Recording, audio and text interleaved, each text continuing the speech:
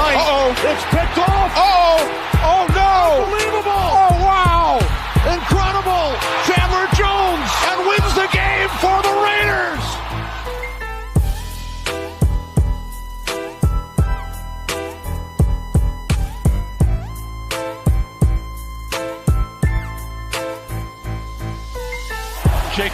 Jacobs with running room right up the middle. Jacobs is on his way. The Raiders are going to win this game.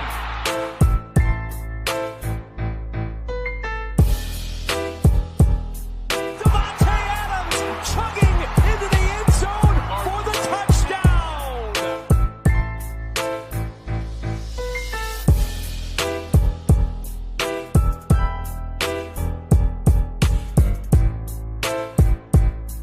Oh, he fumbled again. Robertson's got it. And he's got an entourage. By midfield. Got a block by Hobbs. And there he goes. He's got 6.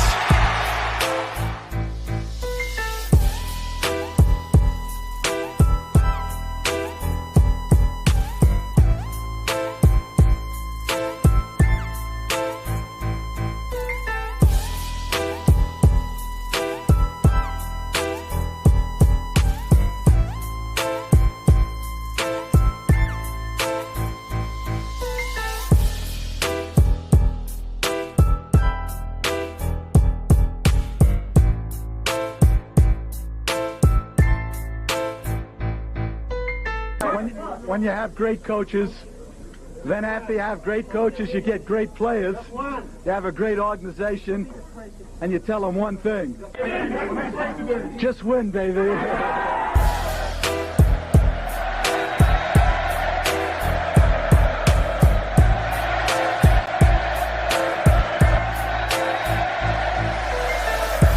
Welcome to the Just Win Baby podcast.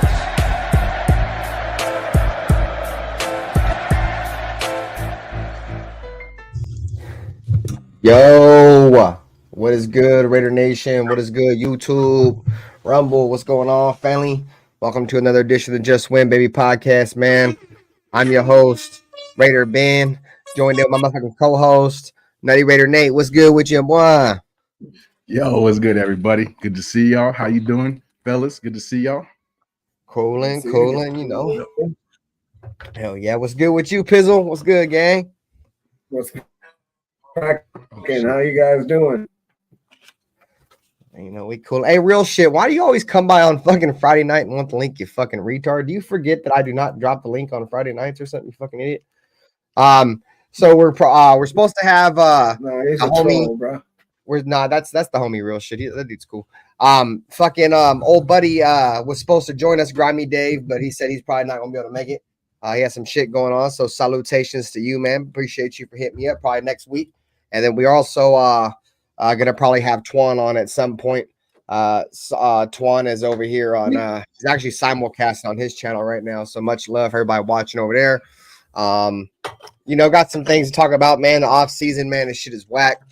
You feel me? There's not a ton of things to talk about. The Raiders have solidified their coaching staff. They pretty much put everything in cement. So, but before we get in any more of that, let's give a shout out to the chat, man. Lakers in 5 was good. Untouchable Raider was popping. Pyro was good, man. Daniel Barry, Raider Paul was popping. Everybody, man. Sammy, nice to see you, bro. Hopefully you're doing well. I don't know if you guys caught what Mike Florio had to say about Antonio Pierce. Antonio Pierce was on Max Crosby's podcast and pretty much said, you feel me, like how you kill the body by taking off the head, right? For the most part, right? Pretty much talking about Mahomes and how you got to beat the Kansas City Chiefs. Well, you know, Mike Florio and fucking Pro Football Talk, they took that shit to a whole nother level and try to compare it to like Bounty Gate, where, you know, the Raiders are going to go out there and intentionally try to hurt players and, you know, just blowing the shit out of proportion. But I mean, are we surprised as Raider fans? I mean, I don't know if you guys follow Pro Football Talk and Mike Florio, but he has hated the Raiders ever since he started doing that little fucking that little segment that he's got. So to hear this kind of shit coming out of Mike Florio's mouth is not surprising by me. That dude's a Raider hater. He's a proven Raider hater. You go back and look at all of his tweets, all the things he said about the Raiders in the past have always been negative. I mean, you know, there's not a lot of positive things you can say about the Raiders over the last 2 decades. But for him to go out there and try to say that we're trying to hurt Patrick Mahomes, I think is you know, just trying to stir up the media. You know what I mean? It's never an off season without the Raiders being in the media, right? So I think it's stupid. But how do you guys feel, Nate, man? How do you feel about Antonio Pierce's comments and then Mike Florio's overreaction of what Antonio Pierce said? It's all unnecessary. It's clickbait season. It's just, it is what it is that time of the year. People don't got a lot to talk about, so they're reaching. But I'm also in the camp where shut your ass up, bro. Fucking stop. Yeah, I seen your stream. Like, stop giving away all the cookies. Yeah. Stop giving out the sauce, bro. Like, we gotta keep that recipe hush hush. I mean, I get it. Everybody knows it's no secret. You get to Mahomes. Max sauce got out. Now you got In-N-Out. And they better than you know. Yeah, right. Facts. In-N-Out killing them now. Yeah. But that, I mean, everybody knows it's no secret. It really is no secret. Other than it's just like it's the how do they call it? The unwritten rules. You just don't talk about it. You know what I mean? Exactly. Yep. What'd you say? You said loose lips sink ships. Sink ships. Yeah, that's why I commented on your shit. Now I remember. I'm all I couldn't have said it any better. Pizzle, go ahead. Yeah, I think it's just normal, like you said, clickbait. You know, just look for some kind of attention for something, because it's really nothing. It's no secret that if you get physical with quarterbacks and get in their head, then they're going to have a bad day, and that's competition. You know, that's what you want, right? At least that's what everybody's supposed to want. I mean, the fact that, you know, some people are overreacting about like what Antonio Pierce said. I mean, Al Davis said that shit years ago. You know what I'm saying? Like, the quarterback must go down and must go down hard. So for people to be overreacting and shit and saying that, oh, Antonio Pierce is out of pocket and he shouldn't be talking about this or that, like, I'm starting to suspect that some of y'all just got, you feel me? Y'all wear panties or something. You know what I'm saying? Because if this is what you think football is nowadays, bro, this shit is soft as fuck. And Antonio Pierce, man, he comes from, you know, probably right at the end of an era of physicality, you know what I'm saying, and going out there and hitting people. So, you know, he's just trying to bring that shit back into the Raiders organization. That's really what we're known for, man. This hard-hitting, athletic, fast team, you know what I'm saying? And we've gotten away from that for a long time. So if I got to play devil's advocate here, I'm going to go ahead and say after Al Davis said that the quarterback must go down and he must go down hard, I don't think we won since then. I don't think we've been relevant. I feel like that since then we kind of had our target on our backs. The league's kind of kept us in the doghouse as far as running the Raider Fountain franchise. They kind of screw us over in a lot of calls, and even with the John Elway trade, when they stopped the John Elway trade in 1983, it was before my time. Don't get me wrong, but I definitely did a little research on that, and the commissioner vetoed the trade, and Al Davis had the package ready to go, and the NFL wasn't having it. So, nope.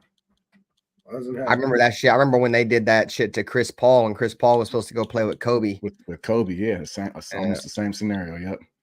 So it's just, you know, like go ahead and talk that shit. I whatever, bro. Now we got to back it up, and now we got a bigger target on our back. That's just what it is. You know what I mean? Nothing changes, but at the same time, you make it harder on yourself. That's my thing. No, exactly. I mean, you couldn't have said it better, bro. You're putting a target on your back. You feel me? Like, you out here doing all this big talking, bro. You don't think these players aren't hearing you? You know what I'm saying? These other coaches ain't listening to you. Yeah. Like, I said this before, bro. Like, I love AP. You know what I'm saying? Like, I enjoy, you know what I'm saying, what he brings to the table. You know what I'm saying? Do I think we could have got a better coach? Yeah, but, you know, for the moment, and you know, he, like I said, he did it. We already talked about this multiple times. He did a lot of things that are very important. You know what I mean? So I'm not mad that he got the coach, but or the job. But at the same time, if this fucks up, dude, this is gonna be like one of the most embarrassing flops in a long time, dude, because you got a lot of Raider fans that are riding this dude, you know what I'm saying? Like, and if this shit does fuck up, bro, like Max, like all these players, bro, like if this shit fucks up, dude, it's gonna be like one of the biggest fucking bombs to go off in our face, dude, in a long time, bro. Like it's gonna be good or it's gonna be a disaster, in my opinion. It's not gonna be good or bad. It's either gonna be good or a disaster. Hey, I'll you know say what I'm saying? Like, I'll say I'd rather go out the Raider way than that fucking other bullshit we were trying to do previously. So you're right. You're right. As long as we ain't out there playing like some bitches under McDaniels, but let's go. If you're gonna get all those penalties, go ahead and earn them. But make sure you knock somebody out the game with that shit. You know what I mean? I forget who it was, but somebody said on a national televised program, dog, that you feel me? Back in the day, like linebackers and defensive players, like they didn't give a fuck about going out and getting a 15-yard penalty to knock your fucking offensive player out of the game. You know what I'm saying? He upon for that. If by the same time, I felt like when I played football, it's the same way. Like if we knew this motherfucker was hella good, bro, we were gonna try to get him out of the game any way fucking possible, bro. Like we was going down there hitting knees, hitting fucking heads. You feel me? Like trying to rock him, get him up out of there. You feel me? So that's what football is, though. If you can't fucking toughen up and be able to fucking, if you get your shit rolled up on, then maybe just don't play, then, bitch. You know what I'm saying? Because I've been rolled up on plenty of times. You feel me? Like that's just what comes with the game. What up, Modfather Jesse? Salute, bro. All eyes on G pulling up. There's Hardcore Raider, bro. What's going on with you, man? We the people. Salute everybody. But man, this is a fucking gladiator sport, bro. This ain't no fucking ballerina, boy. You want to go play ballerina, dog? Go put on a tutu, dog, or something, boy. This is gladiator sport. That's the reason why motherfuckers love football, dude. It's like it's wheel versus wheel, bro. Power versus power, dog. Like I'm not trying to watch motherfuckers sit here and fucking, you know, baby tap each other, love taps. That's why you got fucking weak ass fucking flag football now on the fucking Pro Bowl. Like that shit's lame, dude. Don't nobody want to watch that, bro. Like we're not watching football for that. Like people watch the last 5 fucking minutes of a NASCAR race to see the rack or to see the wreck at the end. You feel me? Like there's literally a wreck on every single play in football, and that's why there's more and more people who watch football because it's literally a wreck every single fucking play. So the fact they're taking all their car wrecks and shot of football is just like that shit's lame, dude. Like that shit's lame. Yep. That's what we do, bro. It's a fucking a gladiator sport, gang. So like I said, if you ain't got the fucking the nuts to be like, fuck, bro, I might go out there and get hurt. Or if you're even worried about getting hurt, you probably shouldn't even be playing fucking football. You feel me? Like, because it's motherfuckers who out there worried about getting hurt are the ones that get hurt. You feel me? What up, Raider Pete? What up, One Face? You're already thinking about it. You're thinking about it into fruition. Yeah, exactly, bro. You sitting here thinking about it every fucking 2 seconds, bro. You're gonna get your shit smacked. Yeah, like, it's gonna happen. Yeah, but are you gonna stand through the pressure and deliver the ball? That's what it's, that's what makes them great. No, I ain't talking about quarterbacks. I'm just talking about everybody in general. Shit, you go out there thinking about getting hit, boy, you gonna have a long fucking day. You probably gonna get smacked. Well, yeah, well, you need to go out there not worried about that shit, bro. If it happens, it happens, bro. But that's just the game of football if it happens, bro. Yeah, well, like Tom Brady said, it's up to the offense to worry about the offensive player, not the defense. Yeah, exactly. As an offensive player in the NFL nowadays, bro, you're taught to protect yourself, bro. And if you can't fucking protect yourself, dog, and that's your own fuck up, dude. Your body is your fucking job, dude. If you can't take care of yourself, then that's on your own that's on your own shit. You know what I'm saying? Like maybe go look for another profession or something. What up, Rafa? You definitely don't want to be sending them into the coffin plays either. No, yeah, you definitely don't want to be throwing fucking stretcher footballs. You know what I'm saying? Like, here, bro, I'm going to throw this to you. There's a stretcher waiting for you. As soon as you catch it, dog, don't even trip, gang. Sitting right here on the sideline. Nah, man, but I agree with what Nate said, too, about, like, this fool. We don't need Antonio Pierce over here trying to be, like, buddy with, like, all of our players and shit, bro. Like, that shit's out, young. You know what I'm saying? Like, it's cool. You feel me? Like, during football season and shit, but going on podcasts and doing all this shit, bro, like, I don't know. I'm not a fan of it neither, bro. I just feel like he needs to stay more low key, bro. Like we already got hella eyes on us, dog. Like automatically. It's great entertainment. It's great. The critics are out. It's great for popularity. He's doing his job. He's doing what he's there to do. My thing is, don't talk about it. Be about it. Exactly, and we ain't seen enough being about it yet, bro. Yeah, five wins ain't enough. Yeah, well, I agree. I mean, we might be writing checks that our bodies can't cash yet. That's what might be happening. We're gonna see. Granted, this isn't his team. This isn't his roster. So, well, not totally, but he's still got to build his team, guys. So we got to see. I mean, I'll give the benefit of the doubt because that motherfucker had to win 5 games the middle fucking round fucking rookie quarterback. You know what I'm saying? Like, he had to go out there and win 5 games with the 4th round fucking rookie quarterback that probably wasn't even going to have any plans on starting at all this year. Yeah. You know, so imagine if he would have had like a legitimate starting quarterback. You know, who's to say he couldn't have won more games? You feel me? Well, so that's why, like, I always make the argument, like, I mean, he only won 5 games, but he went over 500 with the fucking quarterback that wasn't even supposed to start at any point. You know what I'm saying? Unless everybody started getting hurt. So, and unfortunately, that's kind of what happened for the Raiders. Obviously, Jimmy went down, and they brought in Brian Hoyer. That was a fucking disaster. And then old buddy got fired, and they're like, nope, Jimmy G, you're not coming back in the game. You feel me? So, yeah, but just like letting everybody know, like the sauce is, that's not it, bro. You feel me? Like going out there and like, oh, this is how we're gonna beat you. This is how we're gonna beat you. You don't think fucking the Chiefs and shit are listening to what the fuck you're saying? You know what I'm saying? Like, you think this is a private podcast? It's a private conversation that's off the record. Like, this bitch is about to go on YouTube for like hundreds of thousands, if not millions of people to watch. Yeah. Like, what up, Raider fan 32? And like I said, man, it's never an off season, dude, until there's drama and shit buzzing around the Raiders. It's always going to be something. My biggest concern is what it's going to be this year. Like, I hope there's no bullshit, bro. But knowing the Raiders, bro, there'll be something. There'll definitely be something, dog. The Raiders are going to Raiders, 25, definitely hit the like button. Right, yeah, 20 likes. The combine's when all the interesting stories come out. Yeah, combine, well, I think, is next week too. I think there's going to be a rumor or something, and somebody's going to fall like every year. Something's going to come up. Caleb, I think Jaden Daniels is the best quarterback in this draft. Yeah. I don't watch a lot of college. I don't watch a lot of film, but from the little bit I did see, I like Jaden Daniels' skill level.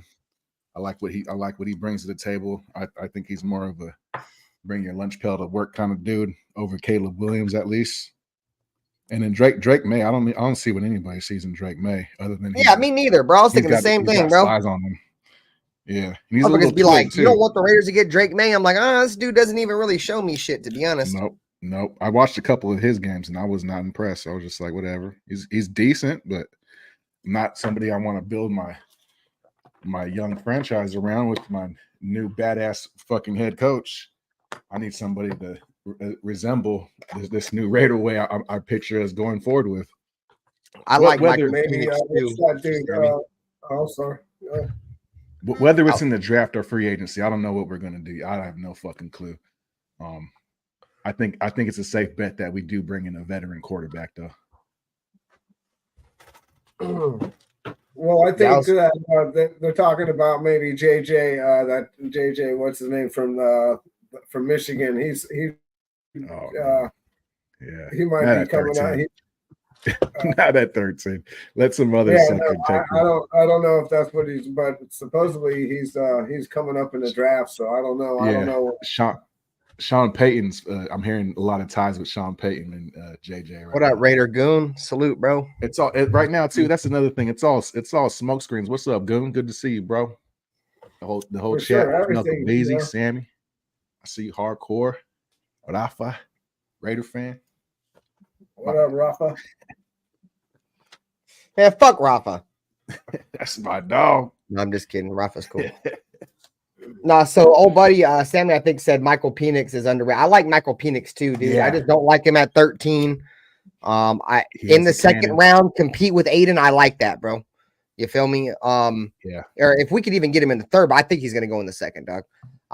And I would like him there, but just not at 13. I've already seen motherfuckers projecting us to take motherfucking Bo Nix or Michael Penix at 13. I'm like, yeah, dog, you're smoking meth and amphetamines. You know what I'm saying? Like, if anything, we're going to trade down to the end of the first round and take those dudes. Those dudes are not top 15 picks, bro. Penix is already injury prone. Exactly. This is like his first year. He finally finished the whole season. Yeah, I don't know how much of that is just because he knows it's draft time, so he's got to build his stock. So he has a great arm. I like what I see.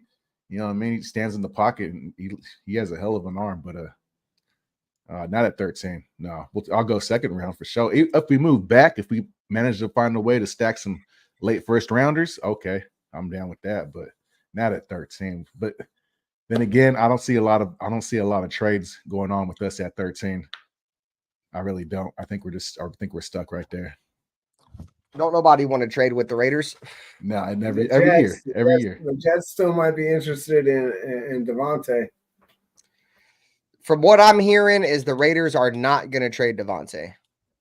From everybody that are insiders that are close to the Raiders, I don't have no sources. I don't jump on this bitch like Cortez and claim to have sources. You know what I'm saying? That motherfucker got a bunch of Twitter sources.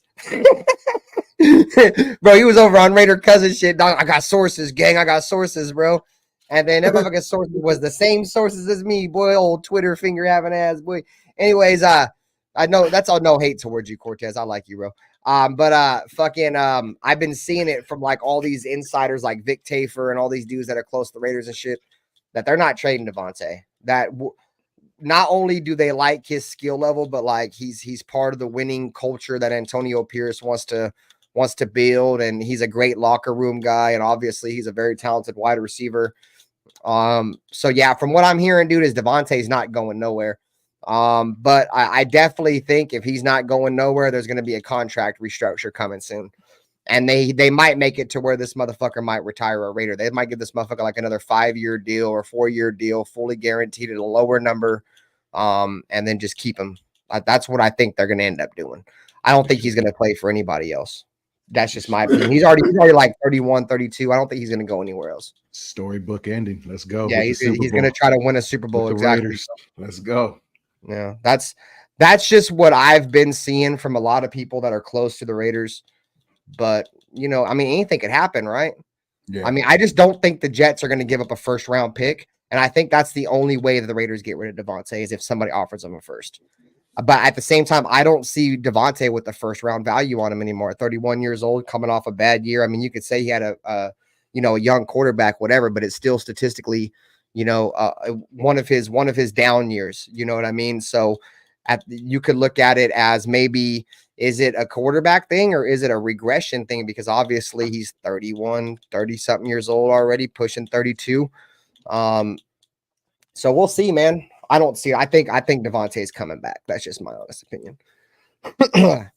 Hardcore said Raiders should trade 3 first-round picks and Aiden O'Connell to the Patriots so we could try to get Jalen Daniels. I don't think we even need to add Aiden O'Connell. I think they would take 3 first-round picks. I really think Jaden Daniels could go number 1 in Chicago if we don't go up and get him.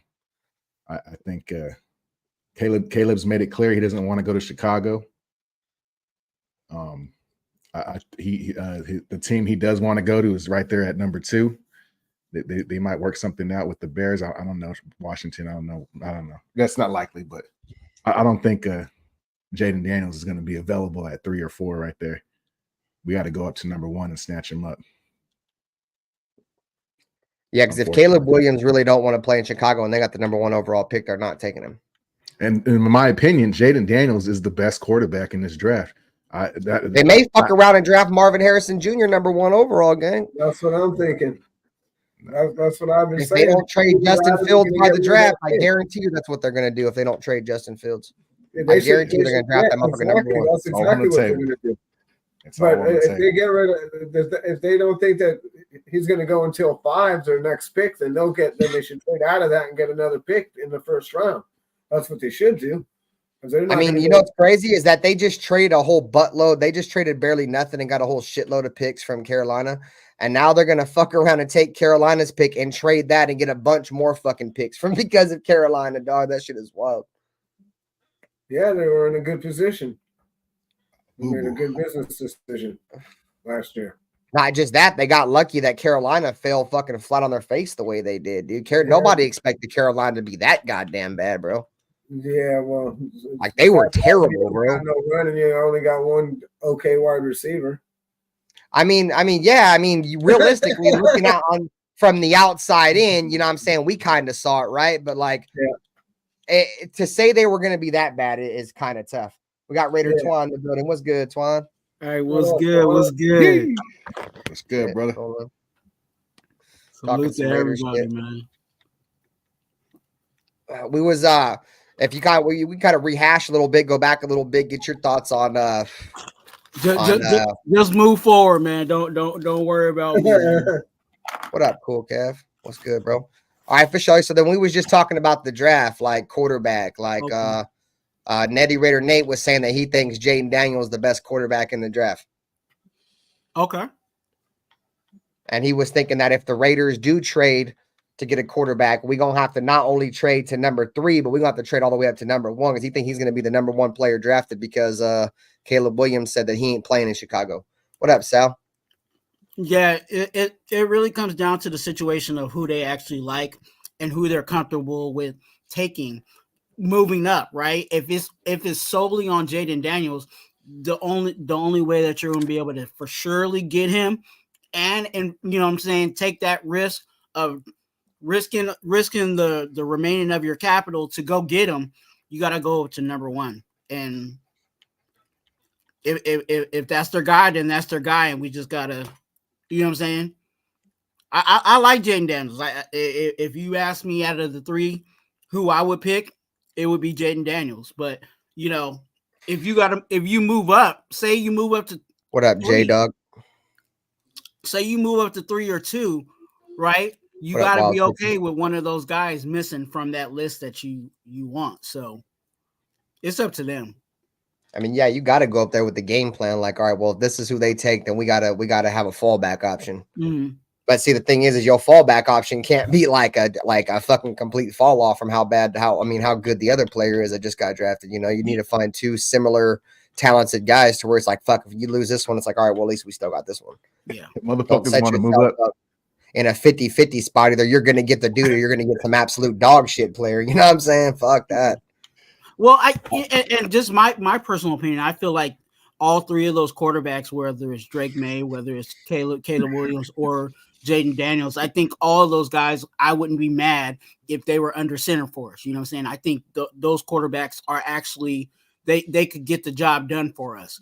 Now, you know, if I'm really nitpicking on what I really, really, really would like, yeah, of course it'd be Jaden Daniels, but I wouldn't be mad at either one. You know, either one of the 3. But that's me. That is completely up to the staff and what they want to do. No, I agree. It's fucked up because, like, you know, Netty Raider Nate's been saying it for a while, and you know, if you think about it, it kind of holds true. Like the Raiders don't get fucking very many fucking trade offers in the first round to where we could move up. You know what I'm saying? Like motherfuckers don't be letting us move up. They be stepping on our toes and shit. So, I mean, to see the Raiders move up, I think it would be like, I don't remember the last time the Raiders moved up, especially moved up that high in the draft.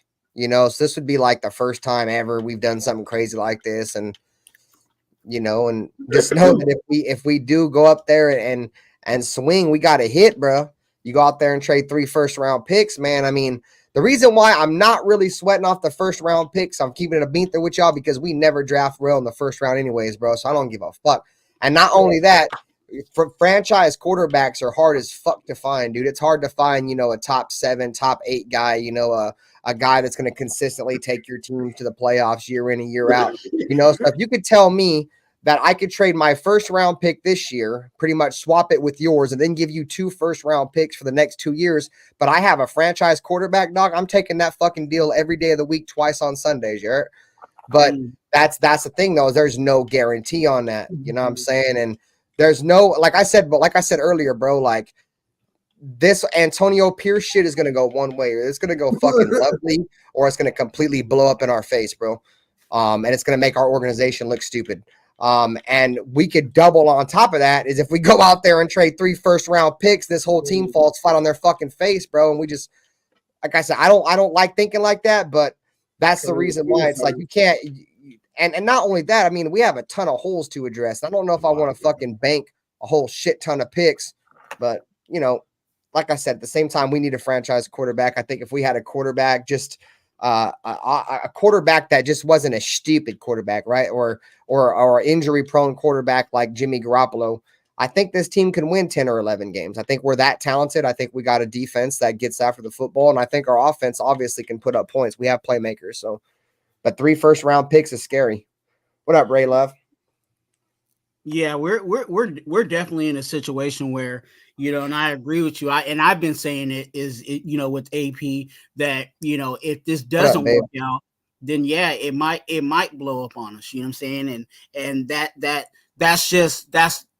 again, I say that's the name of the game. And to be honest with you, I feel like I'm glad that we're doing this in this way, because I would have hated to be in a situation where we didn't give AP the shot and let him try to work with what we already got here. And you know what I'm saying? Because if we would have brought in another head coach, he would have wiped out this whole roster. He would have been, oh, I'm gonna build my team, and you know what I'm saying? We would have had all of that. So at least if we stink it up this year, and I don't think we will, but if we do stink it up this year, at least we could say we tried to do it the way that we wanted to do it. You know what I'm saying? And a majority of us in the nation were with this AP train. So at least we're able to see what's going on with that. Yeah, if we go out, we're going out swinging. Fuck that. Yep. The Raider way. Yeah. So and in regards to the quarterback, you know what I'm saying? I feel like, yeah, you know, it is I always say it's up to this organization. Do they feel like it's time for us to go ahead and get that quarterback? And I think it is, but how are we going to be able to move up? And like I said, I think our team is actually our team is actually good, and I think our team is actually going to get better. So this might be the highest we've drafted, you know what I'm saying, in a while, for years to come. There next year we might be drafting 19, 20. You know what I'm saying? So to go up and go get that quarterback is going to be even harder years to come if we keep this team together. No, you're right. I mean, if the Raiders do have, you know, somewhat of a legitimate team this upcoming season, you know, this might be our best pick in a while. So, I mean, I agree, but see, this is the thing. It's the Raiders did exactly what a lot of fans didn't want them to do, right? Like we won games that pretty much didn't fucking matter. You know what I'm saying? Which it seems like this is the Raiders' luck, like the majority of the time. Either we're not bad enough to get a top pick, but we're not good enough to go to the playoffs. So we just get stuck with that whole middle of the round, not a top talent, not a terrible talent. But at the same time, you know, like, I don't know. It just seems like that's where we're always at. That's obviously where we're at this year. And like I said, I would be a little mad, but at the same time, I would understand if the Raiders just went out there, dog, and drafted best player available at 13 and rocked a whole nother year with Aiden O'Connell and probably bring in like somebody in the second or third round to compete with him and just build the roster, bro. Like, I'm not mad at Aiden O'Connell. What up, Dale? I think he was a very young child that got thrown into the pool and said, you know, go ahead and swim. and that's exactly what, you know what I'm saying? And I think right now he's in a position where I think he can take off the floaties a little bit, you know what I'm saying? Yep. And really carry this team. But we still need quarterbacks in that room because we ain't got no quarterbacks beside Aiden O'Connell, to be honest with you. I think we gave Brian Hoyer guaranteed money for 2 years, bro. I think we're going to have Brian Hoyer for another year, if I'm not mistaken. Lord, we gave him like a 2-year contract, like damn near fully guaranteed. It's only like fucking $6 million or something, but I think we're stuck with that motherfucker, dude. Yeah. Which is tough. That's a fucking wasted draft spot, dude. And wasted $6 million, dog. Like the fuck. They raised the cap by 30 million. So I don't know, bro. I think that's an easier. Yeah, they did raise the cap by 30 million. That's solid too. You know what I'm saying? Which kind of sucks in a way. It raises everybody's cap, but it also helps some teams that I was hoping were going to lose some players like Chris Jones and Snead. Yeah. So that they're probably sticking around, gang. Yeah, that kind of. irks me, but we get a crack at it too. So we'll see. I think Snead's out of there though. If I'm being real with y'all, I don't think they're going to keep Chris Jones and Snead. I think unless they franchise tag one of them, I think one of them's out of there. Well, here's one for you: Xavier Howard or Snead. Oh yeah, they said they're going to release him. Who would you? I like him, dude. But he's kind of old now. Yeah, he's kind of old. Hey Alexa, how old is Xavier Howard from the Dolphins? Xavier Howard is 30 years old and was born on July. Okay, Alexa, shut up, bitch. So, I mean, yeah, he's 30. So he's like Devontae's age. Yeah. Like I posted on my Twitter earlier, if we could get him for the prices right, I mean, get Bob Barker in the building. You feel me? Like bring him on down. You feel me? Like on me. You know what I mean? But because the Raiders, regardless of whatever, dog, we still need a number one corner.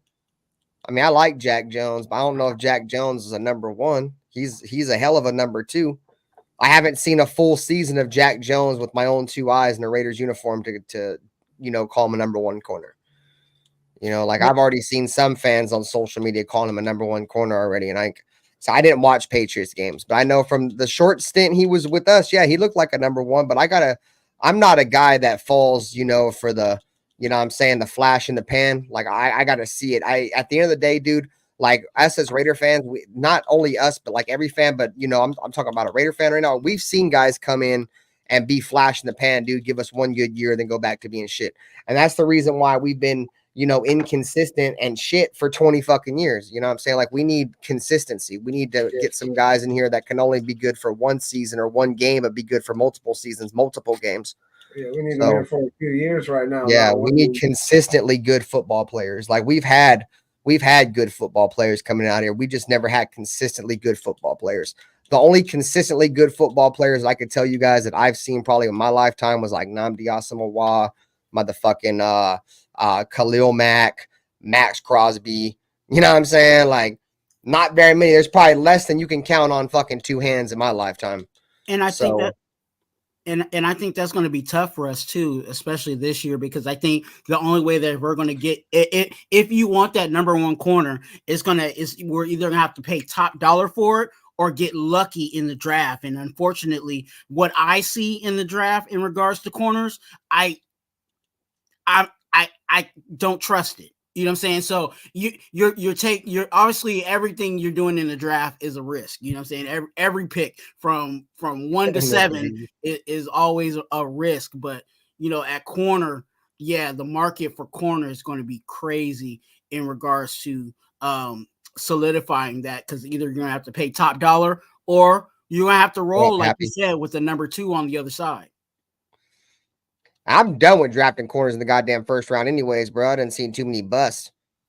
You know what I'm saying? So I've been a Raider fan. Shit, I seen fucking Garyon Conley. I seen motherfucking who was the other fucking dude? Fucking Damon Arnett. I seen motherfucking who's the other motherfucker?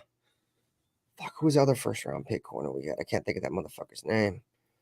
Fucking it was Garyon Conley, motherfucking David Amerson. Who was before all? DJ Hayden. DJ Hayden's ass. You know what I'm saying? I seen who was that motherfucker that we took way back in the 2000s, like Fabian Washington. I think I seen that motherfucker. Like I'm done seeing the Raiders draft corners in the first round, bro. We can't do that shit. Route. Yeah, there you go. Stanford route. Yeah, man. Fuck all that. Hey, Milka Beasley, I wanted Devin Witherspoon too. The Seahawks grabbed him. Like nobody thought the Seahawks were gonna take him where they took him, dude. Like at that position, I felt a lot of people thought he got drafted high. I didn't. I thought he was the best corner in the draft. He was banged up for the fucking Seahawks, but nah, he's a good fucking player, dude. He's got length, bro. He's like 6'2", 6'3", bro. You know what I'm saying? Let me not start talking about length and shit. I think I talked about that shit last time, and dudes were on my neck for like the whole podcast talking about it. There's corners and shit. There's certain teams that actually I think they just have a good eye on certain positions, and you can kind of say that the Seahawks have always found for some reason was able to find them some corners. You know what I'm saying? They've had some corners for the past couple of years now, young and old. You know what I'm saying? You can go back from moving from the Legion of Doom or whatever you want to call them to what they currently have now with, the draftees that they drafted. So they I guess they have an eye for corners, and we got an eye for kickers. Shit, we used to have an eye for corners for a long time, dude. And then we lost not only our eye for corners, but our eye for any fucking NFL talent that came into the draft. Like we were just like, fuck it, he's fast, take him. Oh, he's fast, take him. You know what I'm saying? Oh, he can't run a slant, who cares? We'll teach him. He's fast. This motherfucker still can't run a slant, been in the league for 7 seasons. We've neglected the defense. As a gunner in the NFL. The defense for a very long time. It's time we fix it. And I think Antonio Pierce and his staff in this regime are the guys that do it. And if anything else, yeah, that's been our biggest fucking hurdle for fucking. I mean, we've had offenses that have been, somewhat decent. We haven't had a fucking defense since Stuart Schweiger was playing for the goddamn Raiders. Yeah. You know what I'm saying? Yeah. Yeah. Early 2000s when we even had a defense that was relevant. Yeah. You know what I'm saying? And you can have a great offense, but if you ain't got somewhat of a competent defense, like our defense, you couldn't even consider them relevant. They weren't even competent. Like our defense was a bunch of, bro, it's been trash. But at the same time, that goes, down to your scouts, your evaluators of talent. What up, Anthony? What up, Khalifa? I mean, like I said, we've all said it, man. I'm sure we all agree on it, bro. If the Raiders don't start drafting well, dude, we're never going to be good anyway, so it don't matter. You can't go out there and keep shooting your shots in free agency and think you're going to build a team through free agency. Teams are built through the draft. Championship teams are become championship teams usually because the free agents they pick up to get them over the top. So we're not in that situation yet. That's why I don't think the Raiders are going to make no big time, splashes like Chris Jones because he's older. He's like an over the top type team. Go ahead, Twuan. No, and I think we will. You know what I'm saying? I'm gonna jump out there and say it. I believe in Telesco just based on what he's done with the Chargers. You don't want to say like we of course we want to talk about them being injury prone and all that stuff, but when you look at them on paper, like the talent that they draft and that they bring in, it's that team is solid. You know what I'm saying? But again, not the 40 hit the like, man. You have other issues in regards to their organization, but in regards to drafting players, I think Telesco will have that eye, you know what I'm saying, and be able to get guys and even and don't forget Champ Kelly's still around and is and that's huge for the Raiders too, because he probably could have got he probably should be a GM for sure. Yeah. So it's huge that we kept him around. And see, like, no, I agree with you 100% with the Telesco shit, right? Because every fucking year, bro, the media be sucking the Chargers' dick, bro. Oh, they got all this talent. They're the second best team with Kansas City. They might compete with Kansas City, and that was all the talent that Telesco brought in. Mm-hmm. You know what I'm saying? And if Jim Harbaugh was to go over there right now and start winning right off the bat, you want to know why? Because it'd be all the players that Telesco drafted. Yeah. You know what I'm saying? He was just the coach to get them where they needed to be, So no, I fuck with Tom Telesco, and I fuck with him just mainly because he's got a good resume of being a pretty damn good talent evaluator. And the last time we had a true talent evaluator like a really smart mind in terms of like a Tom Telesco, right, was Reggie McKenzie, dude. Reggie McKenzie was a great football mind, dude, a great evaluator of talent, a great scout. What up, Freddie Chavez? And he was the last, real GM that we had that was, that turned the team around. I mean, he got us out of the Jamarcus Russell shit, you know what I'm saying? And, he obviously had the 2014 draft. But every year that he was there, the Raiders continued to get better. And then, barring, a Derek Carr injury, who knows what the Raiders could have been. Yeah. And, even barring, John Gruden coming out, because I think if John Gruden didn't come out that year, Jack Del Rio probably keeps his job. You know what I mean? I don't think John Gruden wanted to keep going through head coach after head coach. I think the only reason why he moved on from Jack Del Rio because John Gruden was like, I'll come take your team. It's the only reason why Jack Del Rio got fired. Should have Jack Del Rio took some blame? Yeah, because he got rid of Musgrave and he should have got rid of Ken Norton. You know what I'm saying? But Reggie McKenzie I felt like was our last real good GM, because Gruden was a solid coach, but when he took over, he was pretty much, judge, jury, executioner. You know what I'm saying? Like he was head coach, GM, everything, right? Mm-hmm. And that's not what he's good at. So I like the fact that we went back to having a general manager. I did like David Ziegler, bro. I just think he bent over backwards too many times for Josh McDaniels, so that cost him. But I'm excited, man, because if the Raiders can get back to drafting well, the Raiders have a solid foundation of a solid core of veterans and young players that this team can build on. But the key thing is just finding the main piece, that quarterback. So see how it pans out. Del Rio couldn't get rid of Norton because Del Rio was calling the defense. So it would have just Ken Norton's ass should have been gone, gang. Yeah, Ken Norton was a fall guy that But McKenzie's the guy that also fixed Al Davis's fucking all his cap contract garbage. Skeletons in the closets. Yeah, all kinds of bullshit because it was bad when McKenzie got here. We were bad. Yeah, we were bad. It took a few years, but it came out okay. That's why I kind of gave him a pass on some of the drafts that the players that he brought in for the draft, just because he was, what I'm saying, it like people forget that the GM has a whole bunch of things that he does. He takes care of, what I'm saying, bringing in players. He also has in most cases he has to worry about the cap situation and financial stuff. And with us, we had so much money going so many different directions that I kind of gave him a pass on the players that he brought in because he was taking care of the money side of things. What up, NP7?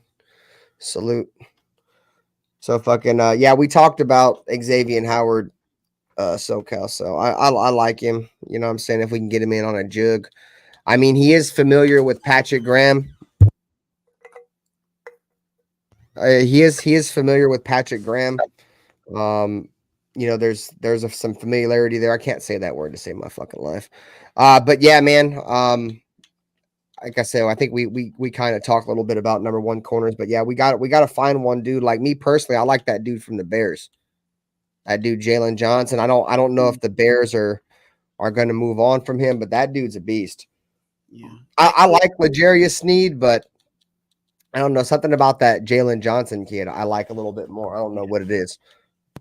I think that with the cornerback situation in regards to even Xavier Howard, I think he would serve, and some of you guys may remember this name, but he kind of would serve that veteran, Casey Hayward, what I'm saying, type of corner for us in that room. What I'm saying, the old veteran guy that comes in and kind of riles in the young guys, because we got a whole bunch of young guys in there. They've been in the league for, some of them have been in the league for a minute, like Amik.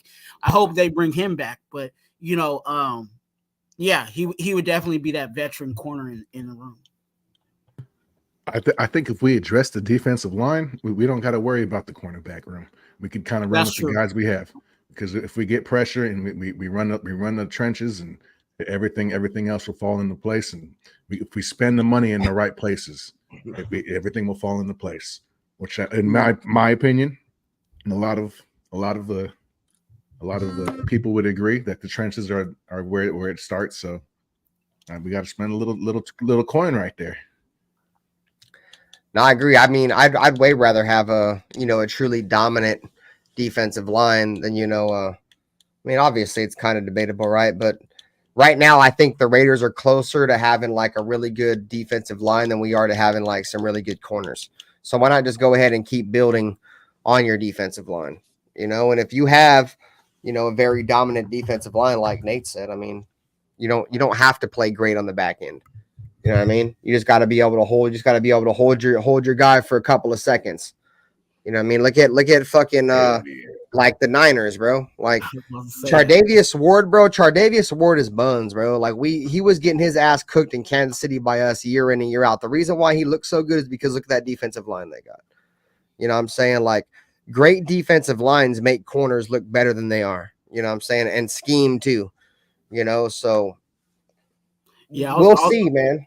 I was about to say that, Ben, because I was like, man, I was about to ask the question, name a corner from the Niners, because I couldn't name one to save my life, but I do know they D-line. Yeah, their defensive line is lights the fuck out, dude. But they got that. The only reason why I know about it is because he came from the fucking Chiefs, bro. Yeah. When he went over there, I'm like, oh, this bitch ass motherfucker went over to the 49ers. because Chardavius Ward, he's all right, but he definitely looks a lot better over there with that defensive line than he did in Kansas City. But anyways, how you guys feel about the NFL increasing the salary cap? I kind of touched on it. It hurts us in a way, but it's because everybody gets an increase. So the teams that we were expecting, they could lose a few players, might find a way to move some money around and keep those players. But it's good for us because we're in Las Vegas, tax free, and we're kind of already got a lot of buzz going around the league. Like, you want to come over to the Raiders, win a Super Bowl, and smoke cigars after we win games, and party with all the bitches, and just be yourself, gang. You know what I mean? Yeah, come on through. You know, no taxes. You know what I mean? Sin City, roll through. So it's a little bit more. And you got AP, yeah, it's a little bit more intriguing for a free agent. So we got some money to play with. So let's see what. And you got Max Crosby who be blowing big woods right there on Thursday Night Football. Big woods. That wasn't no motherfucking cigar. That boy was inhaling that G thing. Well, that was a fat wood. If that motherfucker was inhaling that cigar, boy, he got the strongest lungs I've ever fucking seen, bro. I motherfucking inhaled that shit. I'm like, yeah, bro, you either one, don't know how to smoke a cigar, or two, that's some fucking killer right there. That's some of that motherfucking Cali shit that you getting out there in Nevada, gang. Yeah. I think the cap is just it's not a negative or a positive in my thoughts, because again, it's an even playing ground. It's like the Oprah giveaway. You get a car, you get a car, you get a car. Everybody gets a car. So everybody in the league gets that same amount of money. Now the question really comes down to is like what you already had in the bank. You know what I'm saying? One team may have 20. You know what I'm saying? We may have 60 or whatever the situation may be. So that's where it kind of makes it a little bit better in certain situations, but it's an even playing field. Everybody gets pretty much the same. You know what I'm saying? We're on the same level in some aspects. Yeah. So now you make a good point there, because it is, how I look at it is like it's probably better for, like, it might be a little bit better for teams that have more salary cap than teams that really don't have shit. You know what I'm saying? Because you really don't have shit anyways. You know what I'm saying? Like, this little extra shit, it might help you bring back a player or two of yours.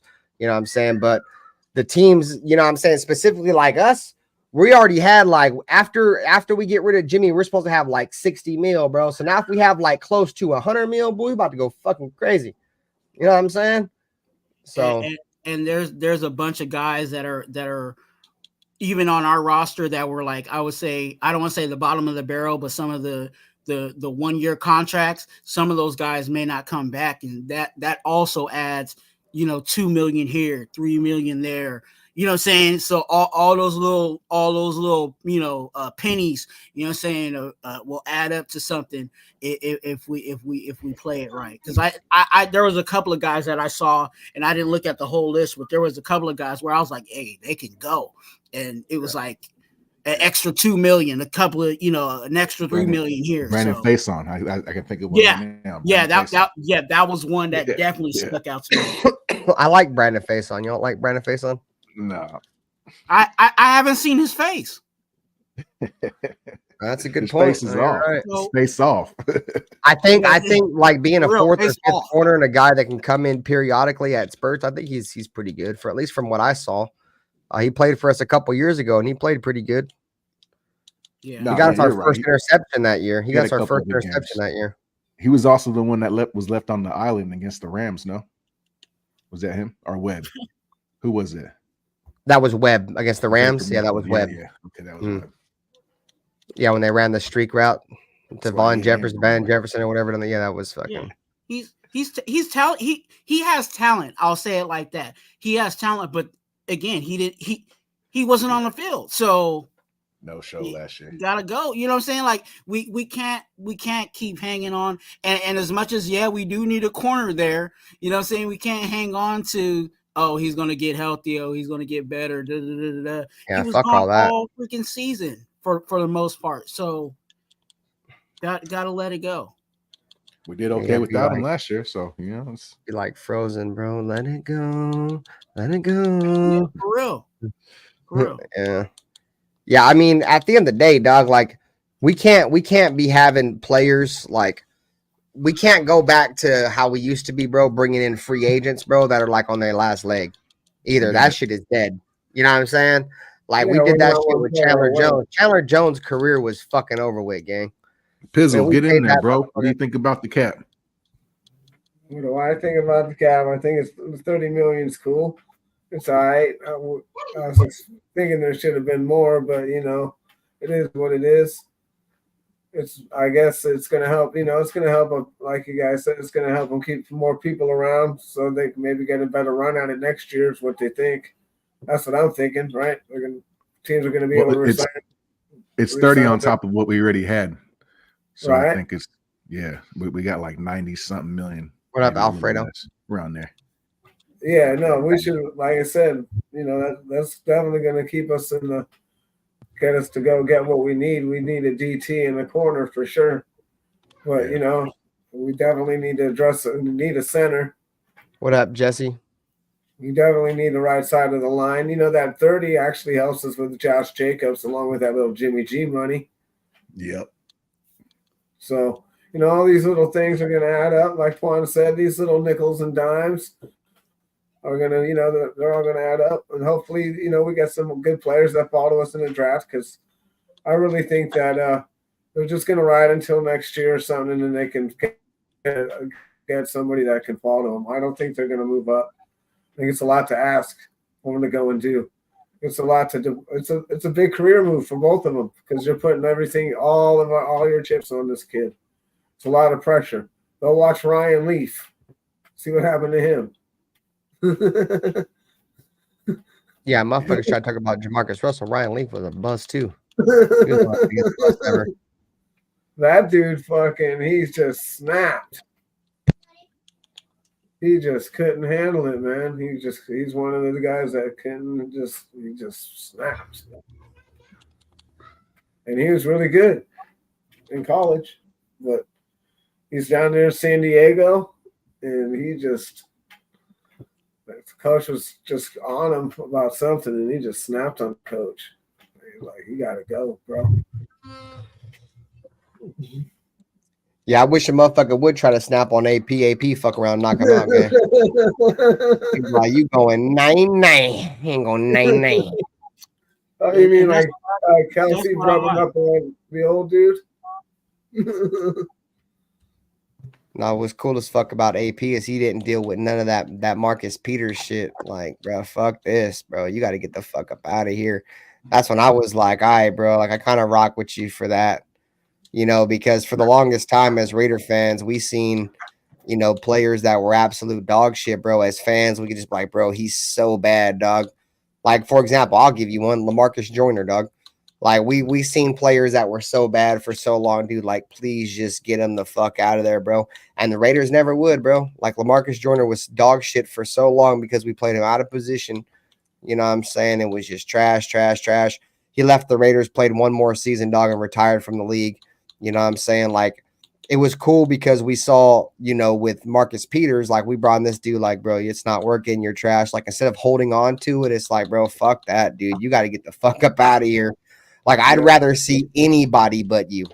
Like put Derek Carr at corner, dog. Anybody but you, bro. Like, I cannot watch you fucking do shit anymore. Hey, bro, I was playing Madden last night, dog. They came out with a Derek Carr middle linebacker. Your boy Bither got a user interception with Derek Carr on the goal line, gang. What the dude? Imagine getting picked off by Derek Carr, boy. You real trash at the game. I can imagine him fumbling after. What up, realist Raider? But Hardcore made a good point too about, you know, us increasing the cap. We do have a lot of free agents. We do have a lot of free agents of our own. We talked about it last week. You know, we do have a lot of, you know, somewhat quality free agents of our own. And, you know, that money is going to help us in that aspect. I feel like the most, you know, is we're going to be able to have some money to bring back a lot of our own guys because we have a lot of, you know, somewhat decent guys that are going to be able to test free agency. And the Raiders are going to need a lot of these guys. There's a lot of guys that were brought in on 1-year contracts that were shit. But there's also guys like Adam Butler that were brought in these short-term contracts that the Raiders are going to want to hold on to. So, Yeah, it's going to be all in perspective too. I think some of those guys that it's time for them to move on, and then there's going to be guys that, yeah, like you said, like the Adam Butler is one of those guys that I actually like on our D line. But you have a situation where a lot of those guys, the positive in regards to our team is a lot of those guys that are on that list, they're all low money guys. You know what I'm saying? Like it's not like we got it outside of Josh Jacobs. You know what I'm saying? Everybody else is cheap. You know what I'm saying? Yep. If we want to retain those guys, you know what I'm saying? So that's a positive for us. Yeah, it ain't like we got a bunch of fucking dudes on our team that are fucking like superstar fucking players that are coming up for a contract type shit, right? It's the only one you could argue with is Josh Jacobs, but you know, I mean that cap increase might help Josh Jacobs, dude. Like he might get a bag, bro. Like I know Antonio Pierce likes Josh Jacobs a lot, and he wants to put the team on Josh Jacobs' back, and he wants to play that kind of football. But like I said, man, I think anything over $9 million is just too much. But you know, it's not my money, so I can't get into my owner's pocket. But I wouldn't be surprised if they give him $12-13 million, bro, on like a 3-year contract type shit this offseason. But at the same time, if you look at it from, you know, the outside, it's like, how could you go out there and give a contract to an extension to a dude that just, you know, missed the last 4 games or whatever it was, you know? So that did hurt, you know, his value a lot. But I think Josh Jacobs he's either going to get franchise tagged, or they're going to give him like, if I had to predict a contract for Josh, like I think they're probably going to give him anywhere from like 12 to like 15 mil a year, bro. That's my number. I think what they'll give him. I think anything more than 9 is too much, but I think they know what a healthy Josh Jacobs means for this team. And I think they're gonna, you know, put their eggs in that basket and be like, well, fuck, we're gonna give him this money. They'll probably front load it to where if it don't work out in the first, you know, season or whatever, they can probably get out of it for limited money. But I think Josh Jacobs is definitely going to come back, and I think it's going to be more than 1 year, unless he plays like shit and gets cut. I think it should be a two, possible 3. You know what I'm saying? And like you said, front loaded to where, you know, we can get out of it. You know what I'm saying? A year and a half or something, whatever. However they figure that out. But yeah, I would like that, because I think our offense is special, just having Josh Jacobs on the field and knowing that now we have, you know, someone in the backfield, you know, that we can count on too. Yeah. Well, see, this is the thing, right? Like if Zamir White can build on what we saw in those last 4 games or whatever it was, if he can build on that, like Zamir White's got the physical frame. He's the only one that's got the physical frame. He's got a physical enough frame to where he could be a fucking problem in this league, dude. It's just what he's got to get right is between the ears, bro. You know, he's got to, you know, use his vision more. He's got to be more patient. If he can just get the fundamentals of, you know, playing the position at an NFL level, you know, just trusting your blockers and shit like that, he could be real good, dude, because he ran like, I think 4.4 in college, bro. If you look at him, dog, the shit that he's been posting on social media, dude, bro, he looks like fucking Derrick Henry, dude. So if he can go out and, because, you know, you guys know how big of a Zamir White critic I was, dude. Like, I was one of the first motherfuckers saying that Zamir White was shit, and I was taking a lot of shit for saying that, you know what I'm saying? But I'll be one of the first motherfuckers to admit that, you know, the last, you know, few games, he looked decent out there. But guess what he got better at was what I told y'all he needs to get better at. He needs to be more patient. He needs to trust his blocks. He needs to fucking open up his eyes. And if the original hole's not there, you got to go find something else. And that's what was making him, you know, decent over those games. So if he can continue to build on that, like I'm all with rocking with Zamir White. You know what I'm saying? But I love Josh. I got his jersey behind me. Yeah. But I think they're definitely gonna bring Josh back. But I think him and Zamir White could be a fucking a tandem though, for real. I got to see more of a Zamir What White. up, Navy vet? Hey, those salute to two my boy games- Navy vet, man. He shot me a cash app earlier, man. I appreciate you, buddy, for the donation. Much love. That's my What up, dog. Navy Hell vet? yeah. Appreciate you, bro. Good looking. No, I got to see more from Zamir White. That wasn't enough for me. It's a small sample size. He looked better. He did look like he had a step in his game. He wasn't just running into the back of his players' backs. He actually had like a side step in those couple games he did good in. So he looked like he was actually looking at the hole this time, running with his head up. But I'm in the league of, we haven't even really tapped into Josh Jacobs' full potential. Like he's still young. He's only like 25, bro. I trip off of. I didn't know he played slot in Alabama, guys. Like he had hands apparently in Alabama, and they ran him out there in the open space and let him do his thing. And that's another dimension we need to add to our offense. And we have a weapon like that, and we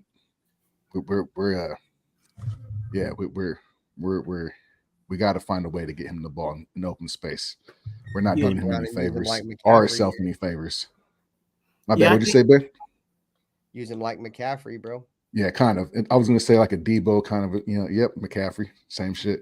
But that brings another reason as to why we need to bring Josh Jacobs back in both of those situations in regards to having Josh Jacobs and exactly the flexibilities that he has, but also we can't solely hang our hat on Zeus. So it would be kind of like what the Cowboys did when they had when they had Pollard and Zeke, right? Zeke was the main guy, but then when Pollard finally clicked and got it, that's when they moved on from Zeke. And that could be the same situation with us. We can bring Josh Jacobs in, you know what I'm saying, allow Zeus to get a couple of touches to let him, figure it out. And when we are confident, like, hey, Zeus is looking real good now, then we can say, hey, Josh Jacobs.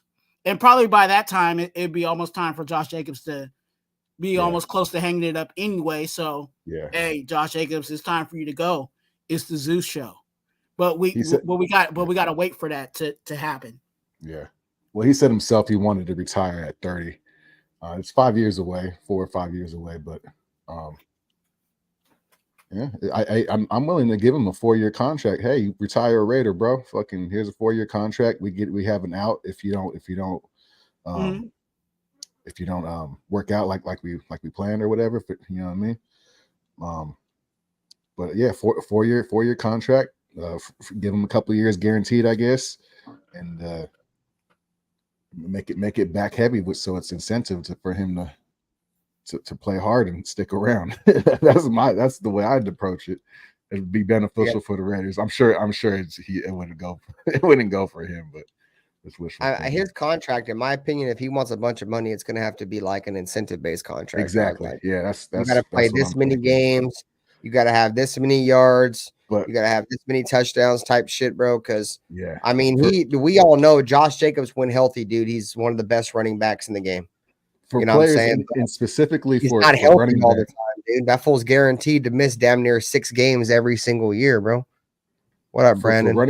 For running about the Raiders specifically, they really want their guaranteed mony because they never know how long they're going to stick around. Oh yeah, no doubt.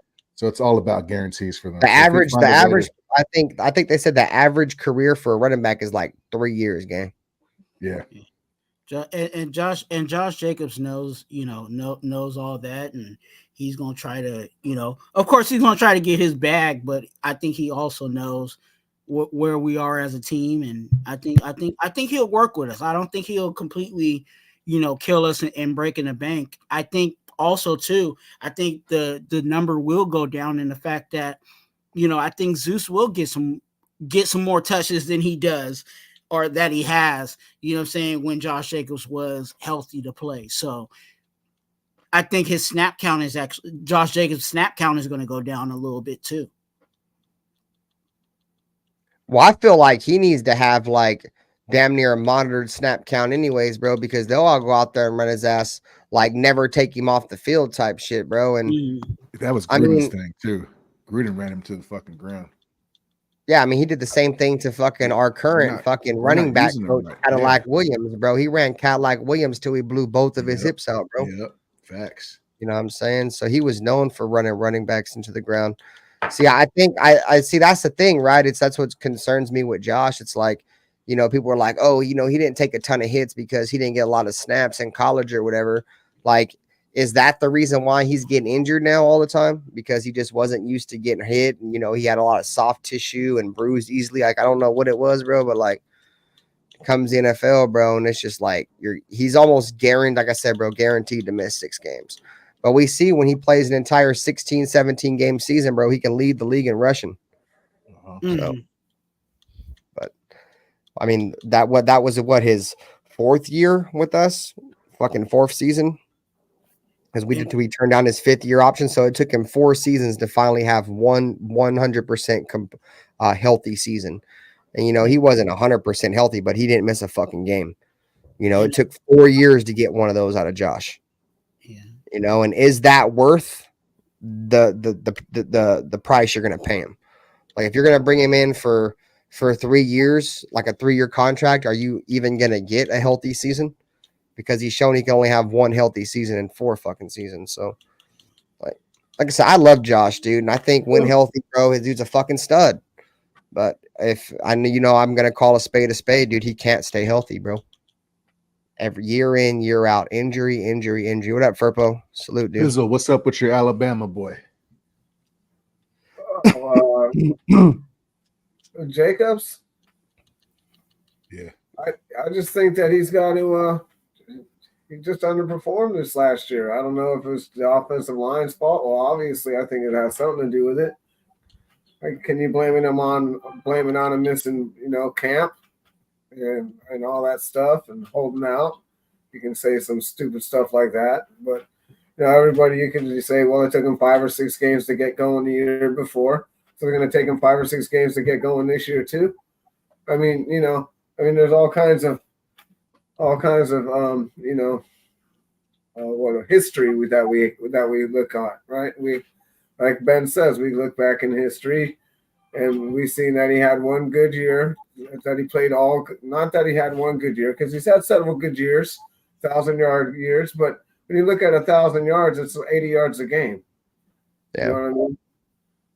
So, I'm not clowning. I'm not saying it's easy to achieve, because it's obviously not everybody's doing it. And doing it out there and do it.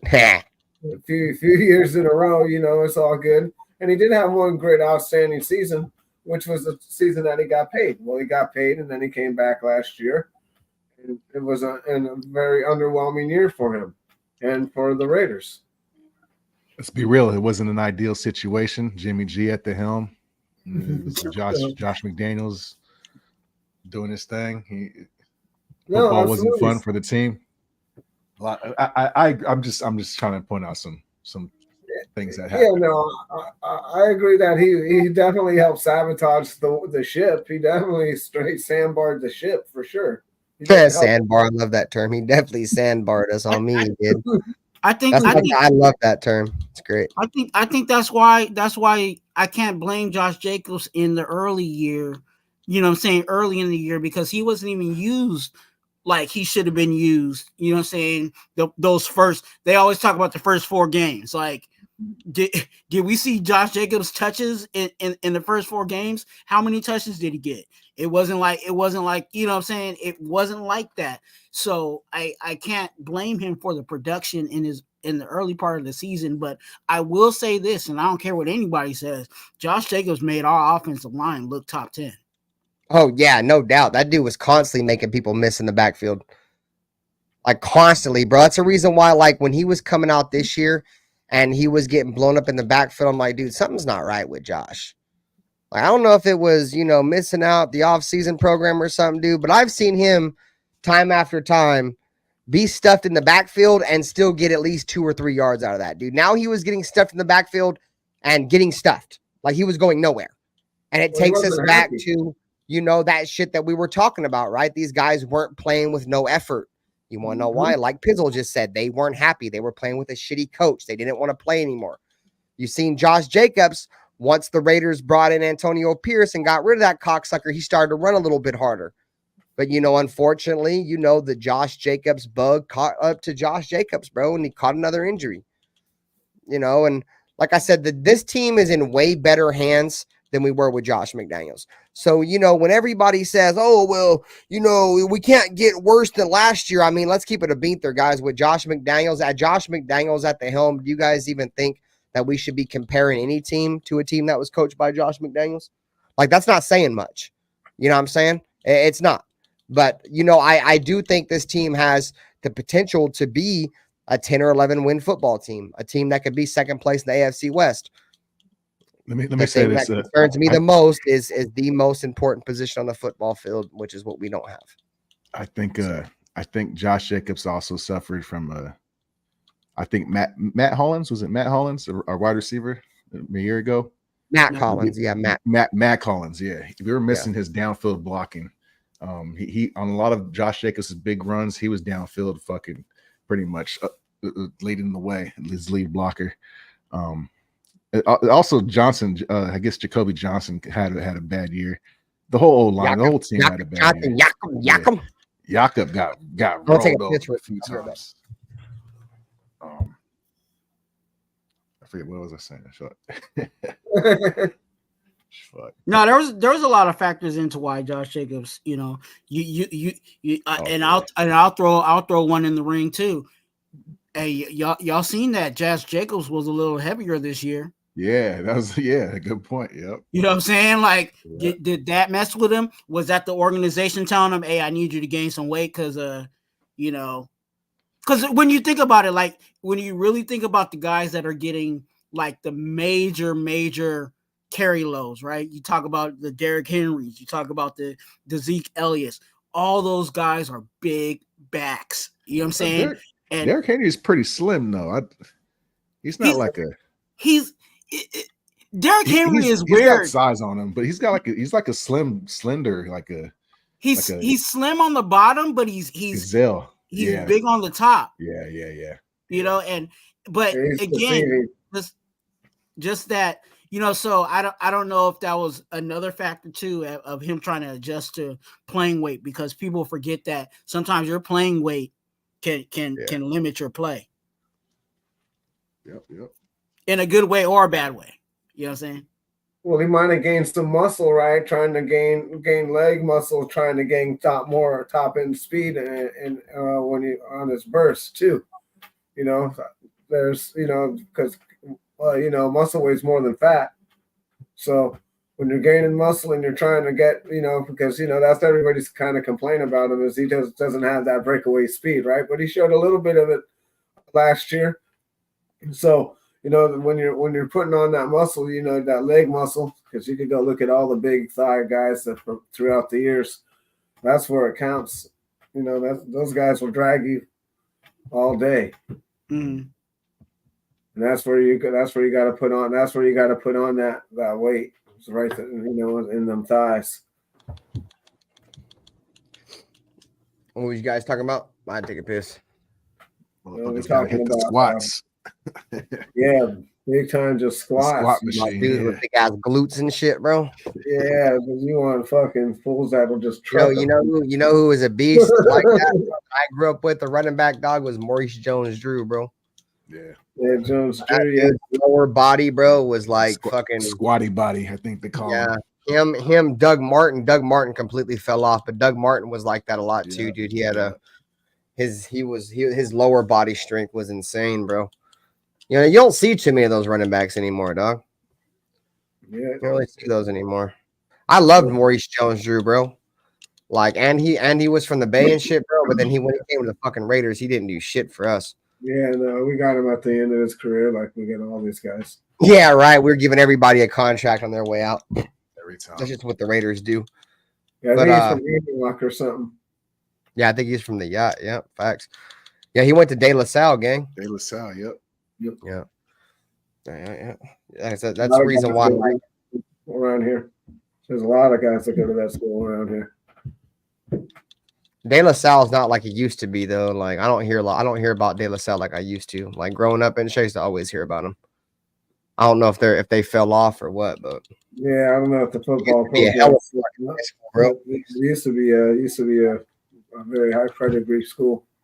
Stockton's got a couple players that have come out of Stockton. We got Brandon Cooks. He's probably like the longest tenured player to come out of Stockton. We got Brandon Cooks. He went to St. Mary's High School, which is literally right down the street from where I live at. And then we had Doug Martin. He's from Lincoln, which is kind of it's not down the street, but it's close to where I live at. We had fucking we had another wide receiver, Lavelle Hawkins. I don't know if you guys know who Lavelle Hawkins is. He never really did shit. He got drafted by the Tennessee Titans. He was from Stockton too. He went to Edison. So we've had a couple NFL players come out of my city, and I said, this is just a little small city, bro. If you look up Stockton, we're more known for fucking violent crime than fucking anything else. The city ain't known for shit. You know what I'm saying? But I think it's cool when you see guys like I'm not a big fan of Brandon Cooks, but it's cool to see guys like Brandon Cooks come out of my city and be like, I mean, what you want to say about Brandon Cooks, bro? Like that dude.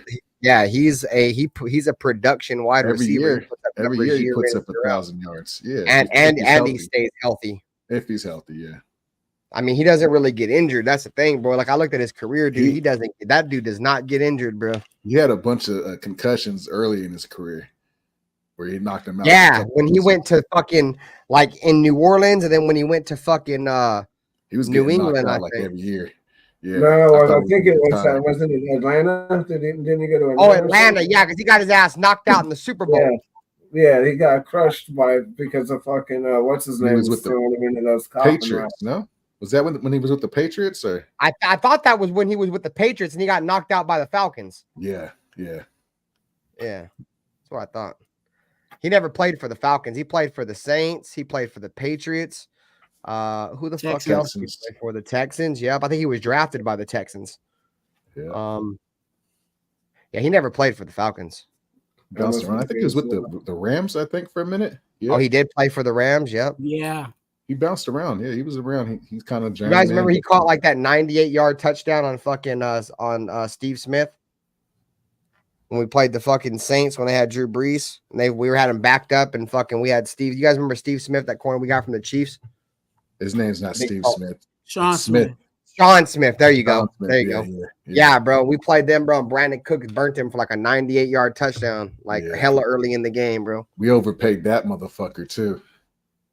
Yeah, he was an Oakland native. So it was like, oh, this is, I didn't know that. Yeah, he was. Yeah, I remember that was the big lure around him. Like, we get an Oakland kid back, and that did not work out. He ended up getting in trouble with the law. He ended up beating up like his girlfriend's boyfriend or something.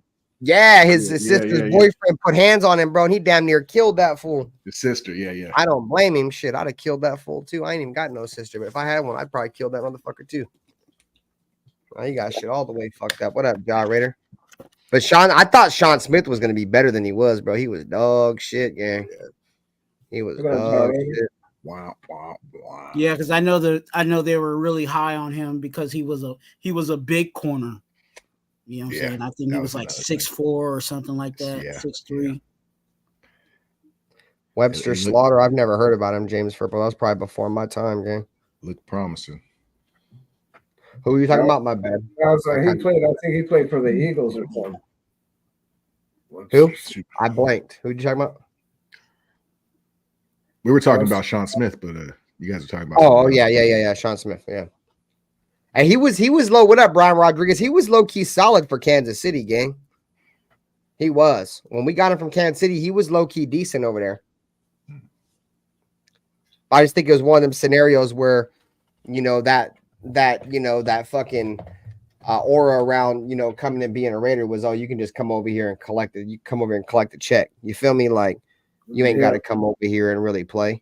Because I thought Sean Smith had really had talent. Because if you go look at Kansas City, bro, he was good as fucking Kansas City, bro. He was one of the top rated corners in free agency, bro. He came to us and just sucked. Stunk it up, dude. Yeah, you're right, coach. We had Ken Norton's bum ass, I think, too. Yeah, I wonder why I remember the name. It is the Oilers, huh? Yes, that's right. I mean, can you guys believe Reggie Nelson was part of like our best defense we've had in fucking 20 years? 2016 was the best defense we had, and that shit was like 24, dog. Man, that was like the bad, but Khalil Mack was a beast that year. That's when he won fucking. He won fucking defensive player of the year at 2 positions, or so no, he was an all pro at 2 positions. My bad. Dude had more dreads than helmet. Who you talking about? Reggie Nelson. Oh yeah, Reggie Nelson, bro. He had 1 good year for us, bro, and that was it. So slow, yeah. By the time we got him, he was so slow. In 2016, bro, he had like 4 or 5 picks, dog. And that was at the butt end of his career, too. I thought Reggie Nelson was going to be solid, too. He was a beast in Cincinnati, but he was old when he came to us. Yeah. And we had Paul Gunther. Every time. I'm wild. And that was fucking Ken Norton. I'm sure. I don't think was he gone when Paul Gunther took over? He was gone. He spent a year with Paul Gunther, and then he did transition. Okay. He was out. He tried to help Paul Gunther's defense, and it did. Or when Paul Gunther tried to brought in fucking old buddy Burfict, that motherfucker lasted like 4 games. Yeah, he said nope. Hey, Burfict's a real one, dog. Hey, he is though. All me is I fuck with Burfict. I fuck with Burfict a long way. I need to get his jersey, bro. He was a Raider. I got to get his jersey. Yeah, it was cool, dude. Because that's like I'll show Jack Doyle some love, dog. If y'all know who Jack Doyle is, Jack Doyle's the tight end that he fucking hit in the head and got suspended for the entire year. Even Jack Doyle said after the game, dog, like that was weak. Yeah, you know? Like, I was gonna say that play was petty. Yeah, bro, that's weak, dog. But he already had that stimulus around that aura of, he was a dirty player, and then of course when you come to the Raiders, you get a spotlight on your back. So I wasn't surprised. Actually, I was surprised. I made a big ass long rant on my YouTube. I went live and started fucking ranting and raving, bro. Like, of course, bro, this motherfucker never gets suspended a season for Cincinnati. This motherfucker come over here for 4 games and boom, nope, you're done. You're a Raider. You can't play no more. You're banned. Like, that shit is and he was balling too. Like those first couple of games he was playing. They couldn't run the ball, and us dudes were trying to run the ball, getting fucked up.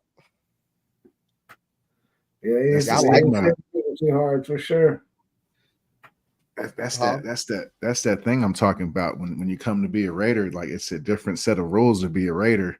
It's a bigger uphill battle than it is being a Bengal or a fucking any other fucking. Being a Raider, it's different. That's what I'm trying to say. Like, if you don't know we're different, you ain't watched the Raiders for 20 years. We're frowned upon, you know what I'm saying? But we embrace being frowned upon. Mm-hmm. Yeah, we just got to find players that are like that. I feel like a lot of us as fans, we're all like that. But like, we gotta. That's why I think it's cool as fuck to have a player like Max Crosby. Yeah, you know what I'm saying? Having a coach like AP. You know what I'm saying? Like having Josh Jacobs. Like, you have a lot of guys that truly embrace, this culture. Like, we know, like, they understand, the league hates us. They don't want to see us to be great, but they don't give a fuck about none of that, bro. Like, all right, bro, you can, just like motherfucking Antonio Pierce said, you ain't got to like us, but you're going to respect us. What up, Jacobo? I think that needs to be the mindset, bro. Like, we got to get back to just being the Raiders, bro. Like, even if we lose, you know what I'm saying? At least make sure that motherfucking team, we gave that team all we could give them, bro. And that next week, these motherfuckers all beat up and shit. And that shit will resonate. And motherfuckers will be like, hey, bro, fucking Raiders, and motherfuckers start hitting. Then it becomes a mental game. You know what I'm saying? And shit, the game is fucking like 1% physical and 99% mental, bro. You get in a motherfucking head, bro. It's a wrap. And that's one thing that I think Max Crosby does extremely well to Mahomes, dude, is he's one of the best players in the league that can get in Mahomes' head, bro. Like, there's not too many players that can do that. Mm-hmm. And the example is Mahomes, saying, I'm here, like screaming on the sidelines, bro, like for the whole world to see. Like, he doesn't do that to no other. You sound just like him, bro. I thought it was your soundboard. I'm trying to make my great imitation, gang. And fucking yeah, dude. So you don't see any other defensive player getting his brain like that. And if you have a guy that can get into the brain of the best quarterback, I hate to say it, in the league, then that just resonates, around the entire NFL. And it's crazy because they even asked Patrick Mahomes at Disneyland, bro, like, who's the toughest guy on defense you go up against? Of course, Max Crosby. Yeah, bro, you better put some respect on his motherfucking name. If we had 10 other Max Crosbys, bro, we'd be a fucking #1 defense, bro. Fucking 11 all pros. Shattering records. I just find it funny that, Mahomes can give respects to Max Crosby, but these fools can't give Max Crosby any respect for a defensive player. Not one. Yeah. Crazy. That's cold-blooded. It's rough being a Raider, bro. He's gonna have to live with that. He ain't JJ Watt. It's an uphill battle. That's what I'm saying, guys. Uphill battle. We just gotta put our head down and grind, and you gotta have that mentality. That's what I don't like, that Antonio Pierce touring on all the podcasts, doing doing the most. Yeah, fuck all that. I don't like it. Like I'm more like, hey, shut up and get to work. Let's fucking. I think we should sign Kuntz. I think we should sign Kuntz early. That's what I think we should do. Yeah, I think we should sign him early. Or at least give him his option, because I think. How much is he asking for? Because that's the thing. Well, I don't know. He's still underneath his rookie contract, but I'd still like to look at him on the cheap while we can. This next contract, he's going to want some money. This is his first contract, so he's going to want some money. How much is he asking for? That's why if it's too much, pay his ass as soon as possible is what Pizzle's trying to say. Like, fucking don't let him go out there and start, lighting up the NFL. Go get that full fucking contract now. Well, he gets paid right now. He gets paid this year. He's a free agent this year, correct? No, I think no. I think it's next year. Okay, he's on his prove it year. Okay, then you go ahead and pay him. Yeah, I agree. I'd pay him now based off what we saw from last year. You know what I mean? You can catch him right now at a good maybe 5. Well, how much you guys talking? Yeah. How much you guys talking about? That might later on jump up to 8 or 9 if he keeps trending the other way. You know what I'm saying? So if you catch him early, then you can ink him. You know what I'm saying, at a cheaper contract. And then put some incentives in there for him too. I'd kind of compare him to what's his name, Rednick for the Eagles. Is that his name? The safety converted. Hassan Reddick. Yeah, I kind of compare their games. They're kind of similar, kind of rushing the passer, the specialists, wide nine speedsters, kind of you just control the edge kind of thing. So whatever kind of Rednick's contract is going for, I kind of see that kind of being the same ballpark for Kuntz. We'll see, though. We'll see. Hardcore said he said redneck. Is that red? What did I say? Redneck? My bad. It did sound like you said redneck. Reddick. Yeah, Reddick. Well, see, Hassan Reddick, he's a former, I think, all-pro, multiple-time Pro Bowler. He's going to get a lot more money than Malcolm Kuntz is going to get. He's going to get a lot more money. Hassan Reddick's been in the league for quite a while, dude. That dude was a safety that transitioned to middle linebacker, that transitioned to pass rusher. He's a dog. But no, I you know who I compared Hassan Reddick to, bro? Like, their game for the Raiders was John Abram. I thought John Abram could be like our version of Hassan Reddick. Unfortunately, it just never worked out because, I thought Abram played linebacker better than safety. I thought maybe he could transition and be that, but I don't know. But fucking old buddy Hassan Reddick, he's a good player, dude. And I wanted him when he left Arizona, but Philadelphia got him, dude. And he's been a hell of a player over there in Philadelphia. So, but we'll see. But yeah, man, I'm all for giving Kuntz some money. Like, I don't want that fool to go out this year and have 12 sacks or something stupid, and then we got to pay this dude a whole shit ton of money. I think paying early is the way to go, dog. Pay early. That's a tricky. It's a risk. Yeah, because but it's not like we're gonna have to pay him a lot of money, though. I'd rather pay him early and not have to pay a lot of money than have him go out there and then pay him a shit ton of money than him not be good. You know what I'm saying? It's easier for us to get out if we can pay him early than if we pay him late. If we pay him late, dude, we give him this bunch of motherfucking fully guaranteed, bro, we're stuck. So that's just my thoughts on shit. We did that with Derek Carr. Or we write it out until next year and see what he gave him his different positions. I thought in 2017 when we paid Derek Carr, I thought Derek Carr deserved his money in 2017 because what he did for the Raiders the year before that. We might be able to lock him in early. You're lagging really bad, Pizzle. We're not trying to cut you off, dude. You're just lagging really bad. I'm just saying, take advantage of that rookie contract. You know what I mean? What it kind of favors the rest of the roster. But if he's really your guy, then yeah, drop the bag. I don't know what their plans are. I see where you're coming from too, though. Like right now, we're getting him for stupid cheap, so why not try to raise our salary cap for him? I mean, I get that. I mean, I'm cool either way. You know what I'm saying? Like, regardless of what happens, I'm cool. Whatever. But like, I still feel like it would be better for the Raiders to try to pay him now, and then let him go out there and light the league up, and then we don't have to pay him a shit ton of bread. Yeah. And if he don't light the league up, you didn't really pay him shit anyways. Because if he goes out there and lights the fucking league up, dog, he's gonna be wanting to be one of the top fucking rated, top paid pass rushers in free agency, bro. Ain't no fucking way. Ain't no fucking way I'm doing that. I'd rather just pay his ass early, and if shit don't work out, bro, you can cut bait with him. Ain't like you gave him a shit ton of bread anyways. Like, I don't know. That's just my mindset on this shit. Because if he goes out there and balls out, dude, he's gonna want it back. If we could find a way to make it a year for Malcolm Kuntz to be really good, I think he gets probably the most snaps he's ever had in his career this year. My bad, bro. Go ahead. No. If we could find a way to make it beneficial for us, I'm with it.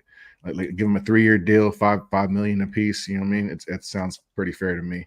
It sounds like if he take take the bait and let's run it. But because if you put into perspective like Malcolm Kuntz's numbers and shit, and the fact that he didn't really play a shit ton, like, dude, he had a hell of a fucking year, bro. He like hardly even fucking played before Antonio Pierce got in there, dude. 8 sacks in 6 games, bro. That's pretty good. Bro. Yeah. You know what I'm saying?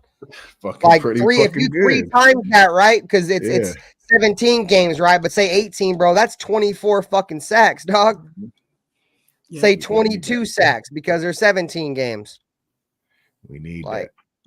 And you know what's crazy is I liked when we drafted him because he was from a smaller school, and he was not only was he from a smaller school, but he was from the same school as our last most productive pass rusher that we drafted, Khalil Mack. And he was also the second most productive pass rusher coming out of Buffalo outside of Khalil Mack. So he was a good fucking football player, dude. Mm-hmm.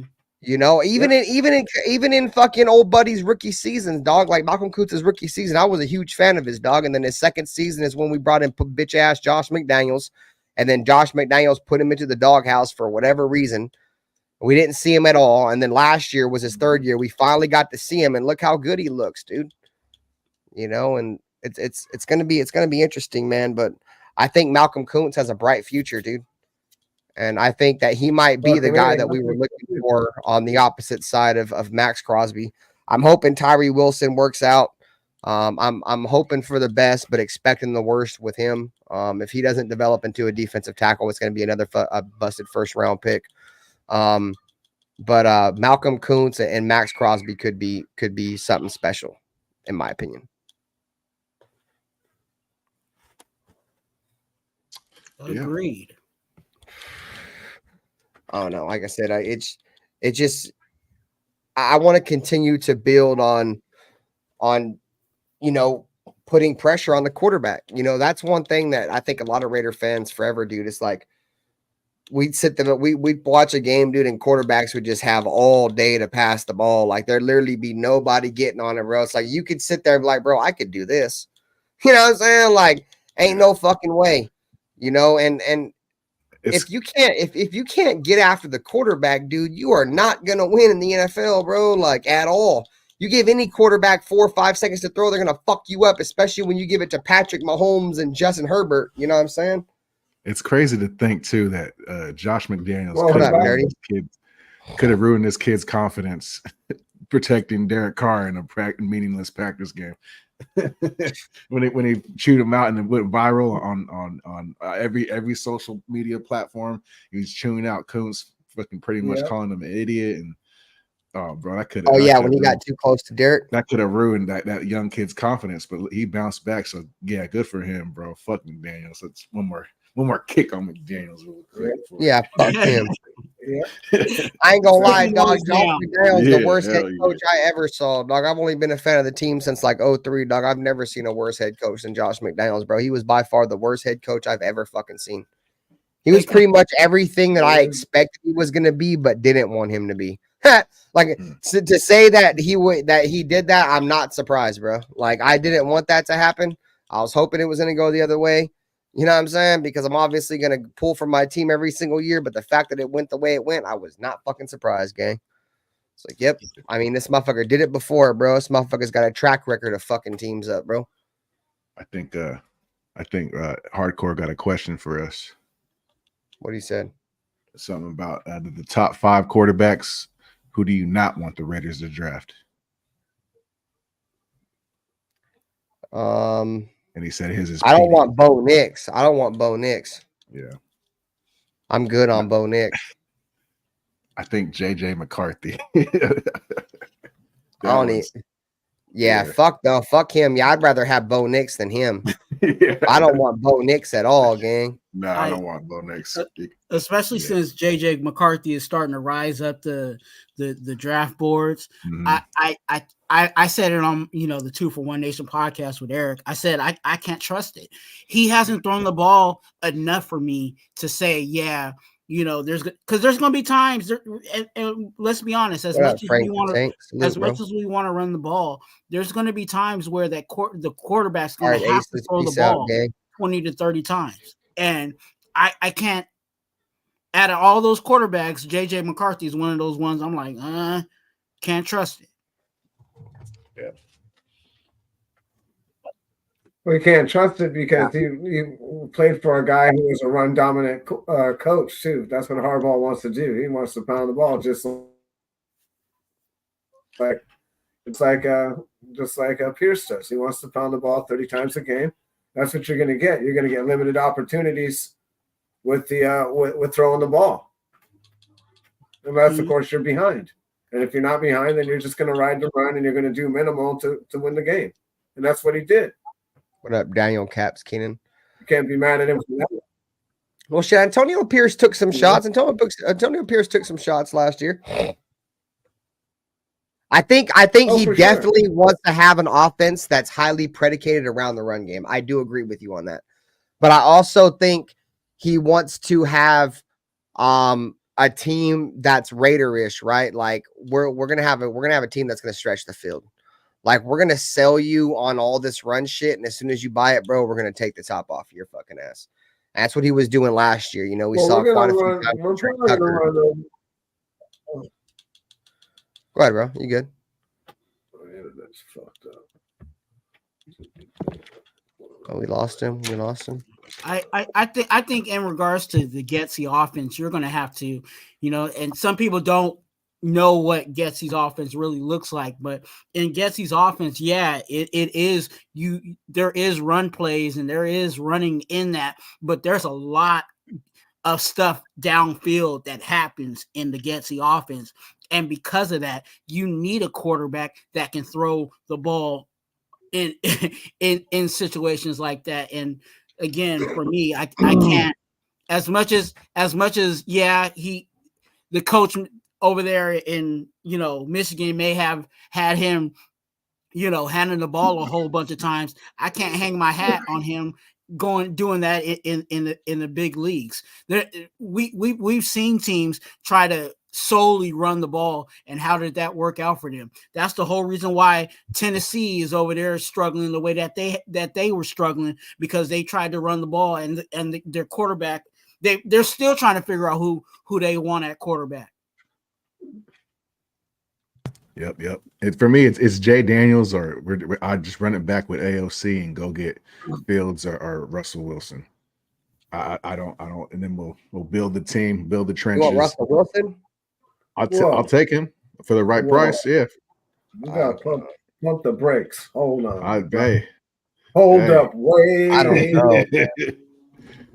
That's one quarterback I don't know about. I think he didn't play too bad last year. He had the last few games he played, they looked like they were contending, and for whatever reason, it looked like Sean Payton just wasn't having it.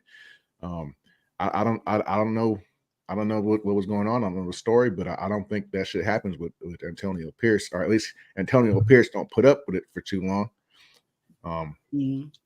So I think we got to kick the tires on that option. I don't think it's our number one option. I think that's just one. I think that's one quarterback that I just don't want no part of. Like out of all of them, like I would almost kid. Like I'd be cool with kicking the tires on Garden Minshew, dog, and let him compete with Aiden O'Connell, gang. Garden Minshew almost took motherfucking the Colts to the playoffs. He was the last quarterback to win in Oakland. You believe that? Yeah. He's the one that sent us out when he was on the Jaguars. Even though the Raiders should have won that game because Derek Carr definitely slid inbounds and he threw up the O. You know what I'm saying? But they said he ran out of bounds. But you know, that's just the way it is. But yeah, man, I like Garden Minshew, bro. I like Garden Minshew at fucking if we could get him for like 8, 9, 10 million and let him compete with Aiden, bro. Yeah. Like I honestly think Aiden's a good quarterback, bro. Like I don't know if he'll ever be a starter, but Aiden's a good quarterback, bro. I just think he's got some areas of his game that he needs to touch up, and that's to be expected as a middle round, you know, quarterback rookie. You know, like he holds the ball a little bit too long. That's something that can be coached. You know what I'm saying? At least when he gets sacked and shit, at least he don't fumble the ball, bro. You know, like that was one of my biggest knocks with Carr. I'm not going to make this about Carr, but it seemed like not only did Carr get sacked a lot, but every time he got sacked, he'd fumble the football, dude. Strip sack. You know what I'm saying? Yeah, bro. Like he takes care of the ball for the most part. He did have a stretch right there where he was kind of throwing some picks, but at the end of the year, he damn near, I think he had like right around a 2-to-1, if not a little bit more than a 2-to-1 ratio on picks to touchdowns. So, yeah, bro, fuck it. Bring in Garden Minshew and let him compete. I'm with that. But I don't know. Like me personally, dude, I don't think our prayers are going to be answered in terms of the Raiders trading up and getting one of these quarterbacks. Like I'm not even trying to get my hopes up, dog. Hey, bro, I wanted Baker Mayfield last year, and everybody was calling him fucking crazy. And now Baker Mayfield's probably the best. Yeah, I was wrong out there. Other than I said Jimmy Garoppolo was better than Baker Mayfield. I was wrong on that. Tripping, bro. I did. Hell no. I think Baker's got a lot of potential, and he does. I don't think that's an option, but I don't know. But yeah. I don't know. I don't think Baker's getting out of Tampa, dude. No, they're stupid if they do that. Yeah, they'd be stupid. They'd be a stupid. Yeah, I think he's definitely end up staying there. Hey, I mean they don't have a quarterback, dude. I'll take Joe Flacco. I'm serious about that, bro. If he can still flick the rock, then it flows out of his arm like effortlessly, just kind of. But look, as soon as the pressure got on him, dude, we seen Joe Flacco come out and he started throwing picks, dog. Yeah, they turned it like that's the Joe Flacco that we all know, bro. That's why when he was out there winning a bunch of games, we're like, "What the fuck is this dude doing, bro?" And then boom, himself came out. That's probably the best offensive line in the league, right there in the Browns. Yeah, facts. Besides the fucking, I honestly think the Philadelphia Eagles got the best offensive line in the league. Yeah, well, that's the reason why Jalen Hurts looks as good as he does, dude. That offensive line is fucking stacked. They're gonna hurt this year now that Kelsey retired, though, dude. That's their offensive line is gonna take a huge blow from that. Yeah. Because your center, especially a center of his capacity, dude, is the glue, you know what I'm saying, of that offensive line. They just lost that. Dickerson, I think they're gonna put Dickerson there. I think is his name. Dickerson. I don't know. I know the Rams let go of a really good center, bro. The Raiders should snatch up Landon Dickerson. The Rams and somebody else. Another team too dropped their center. There's actually going to be some good centers in the draft too.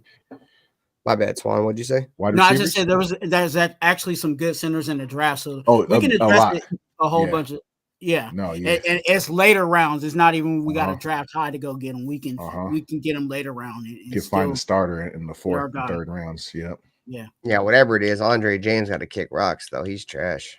You talking about Andre negative 3,000? Yeah, negative Andre 3,000. Yeah, he's fucking terrible, dude. I can't watch him play another fucking snap, bro. Yeah. Like I vouched for him the year before this year that just passed, dude. But this past year, dude, I can't, bro. I seen Jacobs get fucked up so many times in the backfield because of him, dude. Like he was getting blown up time and time. Like, dude, what the fuck is going on? I don't know if him and Greg Van Roten didn't have a good, chemistry. Like they didn't know each other's cadence or something. Because, as a center, you know, when you look over your guards, you know, you kind of want to trust these guys. I don't know if he didn't trust them. I mean, I think he probably trusted Parham a little bit, but, you know, I don't know if he trusted Roten. Roten was the new guy. But, yeah, dude, he looked like dog shit, bro. Like, pressure up the middle every single fucking play. Like, dude, it was fucking bad. It was really bad, dude. Communication on the offensive line starts with the center, and I saw way too many times Andre James had his head down, and he wasn't talking enough for me. I need my center out there pointing out. That's probably why fucking old buddy get a bunch of false starts. Giving the even in odd calls, I need him fucking barking at the right tackle, barking at the left tackle, and then run the play and fucking go out there and whoop somebody's ass with your head up. Fucking Andre James way too many times. He had his head down, fucking leaning in the players, fucking terrible footwork. Terrible. Yeah, I horrible. He had a bad year for sure, dude. That was a terrible year. Like I said, I don't know. Like Greg Van Roten at the end of the year, he graded out solid, but the eye test, dude, he sucked too, bro. He was fucking terrible. Yeah. I honestly wouldn't be surprised if they bring that dude back. I think Andre James is gone though. I think Andre James is gone. But at the same time, I wouldn't be surprised if they bring back Andre James, dude. Like we gotta get back to like trying to find another, you know, Rodney Hudson, you know, Steve Wisniewski Jr. earlier in his career, not his because his uncle played for us, not his son. But yeah, like we gotta find us a center, bro, because we ain't got no fucking centers, dog. Andre James is trash. I mean, maybe they put Parham at center. You know what I'm saying? Put Parham at center and get some guards. What up, 2 cents? I don't know, bro, but all I know is Andre James is not it, bro. That shit is not it. There's got to be some kind of change there. I mean, the worst pressure you can get as a quarterback, even Tom Brady said it, is right in your face, bro. And Andre James, I've seen that a lot, man. Just interior pass rush, just right in his mouth. Yeah, I think this offensive line will actually get a whole lot better, just based on what you said. Because I think the weakest link on our offensive line is supposed to be the strongest part of our offensive line, and that's the center section. Like I mean, when they put Parham at center, I actually kind of like that. And they had put him at center. They put Meredith at guard, and they put Munford at tackle. You know what I'm saying? I was feeling that, gang. I was feeling that on me. I was, and then that obviously came back. James came back and shit, and they started shuffling. I'll send it to your IG right now, Dirty. Yeah, bro. So, I mean, like I have a lot of confidence in Thayer Munford too, bro. I think Thayer Munford's going to be real good. But obviously the jury is still out on him. But I think, and I said it to you, Dirty. I think with Munford though, I think that, you know, he's shown some potential in the limited amount of snaps and playing time that he's had. It seems like every time Munford has come in, he's made an impact for us. He hasn't really shit the bed. And you know, as an offensive lineman, when you're an offensive lineman and you're not hearing your name called, you're obviously doing a good thing. And I didn't hear Munford's name called very often. So I think Van Rotten's gone, John Raider. I think that was a McDaniels guy. Our right side fucking sucked last year, and he was a big part of why our running game couldn't get going earlier in the season. Whether that's McDaniels' fault or not, he shit the bed on a lot of one-on-ones I saw. So Van Rotten, he's got to go. I don't know what Pierce's plan is, but Raider blocks better than he did. It's a position we need to address. Regardless, we got to get competition in to fight him for that job at least minimum. Khalifa said, "Who should be our D tackle?" If I can go out in free agency and get one, bro, I want the dude that the Raiders should have drafted instead of Cleveland Farrell, his teammate Christian Wilkins from the Dolphins. I would go get him. That dude's a beast. That's one of the top defensive tackles I can think of. I don't think Chris Jones is going to get free agency. I think he's going to go back. But yeah, Christian Wilkins, bro, from the Dolphins. Team him up with Adam Butler. Rock him, Adam Butler, Max Malcolm Kuntz. I think the Raiders got something cooking. He might get tagged, Sammy. You're right, but he asked me who I would want. That's who I want, and he's young, so I like Leonard Williams. I like his game. I'm not saying that he's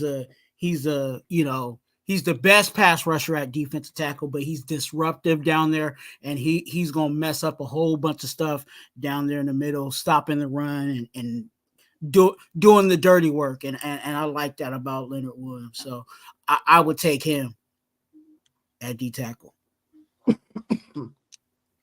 Yeah, I like Leonard Williams too. Wonder how old he is. What up, Chaos Raider? Hey, Alexa, how old is Leonard Williams? I think he's like 29. Leonard Williams is 29 years old. Oh, yeah. And was born on. Hey, Alexa, shut up. Yeah, see, I mean, I wouldn't mind snatching him up. You might be able to get him cheaper than Christian Wilkins. He was a Raider fan too. I remember when I forget who we drafted that year, but we were fucking rumored to draft him. He had Raider hats and shit on. Yeah. Who? Oh, I think that was the year we drafted Amari Cooper, if I'm not mistaken. I don't know. Yeah, that wasn't too bad. It just didn't work out. He's a a guy baller. that hang out with John Gruden. Dude, those years with Amari Cooper, man, you already knew the first pass was going to be a drop. Oh. Hey, should Amari Cooper drop some balls for us, dude? But Amari Cooper was a good fucking player, dog. We're kind of getting off subject. Oh, no, my bad. Go ahead. Finish. No, you good. What was the subject, bro? My bad. I'm high. No, I was just going to talk about No, go ahead. Finish what you were saying. I don't know. I was going to. I already forgot, gang. I already forgot. Let's get it. Let's get it. What are you talking? The Jalen Carter and Feliciano beef, online beef, and Feliciano. Feliciano, if you guys don't know, he's the current 49ers guard center. Used to be an ex-Raider. Yeah, he played for the Raiders in like the third round. I liked him. I wish we kept him around. He played for the Bills, I think, too. He was a little nasty, but when he left the Raiders, he started talking shit about us. So I kind of got a sour taste in my mouth about Feliciano. But he was giving Jalen Carter the business, and they were talking shit, I guess, to each other. And he was talking shit about Jalen Carter, saying he brought up his friend that he killed in the car accident. Oh, tough. Yeah, so he was like trolling him, right? So Jalen Carter came back like fuck you, like I'm gonna kill you. Like said something about his family, his kids, and all that. Whoa, what the fuck? It got personal. Yeah, he brought up his wife. Took like screenshots of his family on IG and sent it to him in messages like, "This is your family." Like, I don't know, threatening them. You know what I mean? So Feliciano went and reported it to the league, and they're investigating it right now. But what happened? Jalen Carter sending death threats and threatening John Felicio's family to die and all kinds of shit. Are you talking about the head case? Jalen Carter, the guy that all Raider Nation wanted, including myself. You talking about the guy I didn't want? Because I figured there'd be some issues. That reminds me of somebody I know. That motherfucker tripping doing shit like that, boy. You were fucking crazy as fuck, bro. All the money you make in the NFL, bro. That's look. I be watching videos and shit. I be watching these motherfuckers on YouTube and IG and shit, right? Look, motherfuckers talking about they beating up Karens for calling them the N-word and shit like that, right? Here's my thing. Just because somebody call you the N-word, you gotta act like it. You gotta act like it. Like, come on, man. And it's the same thing with this motherfucker right here, bro. You a millionaire. Who gives a fuck what he said about you, to you, or whatever, nigga? Do it fucking matter? Is it stopping you from making any money? Is it stopping you from driving that nice ass car and living in that nice ass house wearing them fly ass Jordans and shit? Is it stopping you from any of that? No. So you just a fuck up. He ain't hurting you in any kind of physical way. You just a fuck up. So yeah. I know I recognize fuck ups when I see them, bro. I don't agree with it, but I will say if Feliciano was talking about him killing somebody, I guess he felt like he needed to go a little dirtier than that. I don't know if those words were used, but it was threatening. It was threatening in a threatening manner. It was texting. Yeah. I don't know the full details, but it was enough. Man, It was full details, alarming he enough was- for Feliciano to go was report an it. off. So, John Feliciano? yeah, ex-Raider. Yeah, nigga. Hey, look. I don't give a fuck what John Feliciano said, nigga. I don't give a fuck. Yeah. I don't give a fuck if he said that he was gonna take your mama and shove 9 dicks in her, nigga. He right. Yeah. You wrong because he was a Raider and you wasn't. So bam, Yeah, right. there you go. Once You're a Raider, fucking always a dog. Raider, motherfucker. Unless your name's Derek Carr. No, unless your name I'm is a Randy piece of Moss. shit. I'm a piece of shit when it comes to Derek Carr. Unless your name I is admit Randy that. I admit that. I admit that. Or Derek Carr can only once a Raider, always a Raider when he retires. Once he retires, you're accepted. But until then, nope. Nope. Because you over there trying to keep the Saints competitive while you hoping you plotting on our downfall. Go fuck yourself. You know what I'm saying? Like I once wouldn't you say he was retire. plotting on our Yeah. downfall. He just Nah, knew he the is. outcome. Nah, he is. He definitely wants to see the Raiders be shit. All of his brothers been making fun of us since he left, bro. Man, fuck He his definitely brother. wants What to see us NFL be career do shit. they got? The little brother, the best one out of all them motherfuckers that No, played. I don't give a fuck. He sends a lot of tweets through them motherfuckers, bro. He tweets on their account, so he ain't got to put his name on it because he's a coward like that. You talking about He a salty ass tweets family? through Ghost David Rider. Carr. Bro. That's a salty ass family from Bakersfield, bro. They ain't got shit else to do but work their Twitter thumbs, nigga. That's it.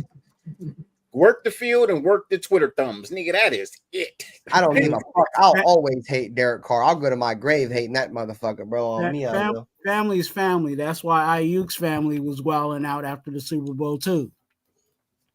Shit, fucking Ayuk. He want to be a Raider, nigga. Fuck you. Should I take Ayuk in a fucking heartbeat? Nope, not me. Give me Devontae, Ayuk, motherfucking Kobe, and Evans. Trey Tucker, boy, we be crazy, gang. Man, give me Mike Evans, man.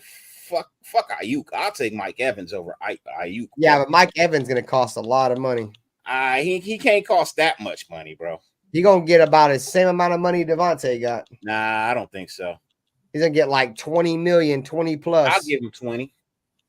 How much is Ayuk looking for? He's probably gonna get paid like 14, 15, like Renfro money. Look, if you had to make a choice, right? You want the receiver that has never had a season less than 1,000 yards, or the wide receiver who family get involved in his crying ass shit because he lost the second Super Bowl. I'm just saying. Give me the wide receiver who ain't never had a season less than 1,000 yards since in his whole career. He's never caught less than 1,000 yards. Never. I just think that just the thought of having Mike Evans and Devontae Adams on the same team, that shit just ain't gonna happen. Like I mean, I would love to have Mike Evans. You know where I think Mike Evans is going? And this is gonna probably hurt some of y'all feelings, dog. Mike Evans gonna fuck around and go to Kansas City. Yeah, I already heard it. I heard it a They few need times. a number one receiver, bro. They ain't got no money. They ain't got no money. They'll make it happen, bro. They've improved that. Nah. You know how much they gotta let go of to have some money. Once they franchise tag old boy, nigga, that's it.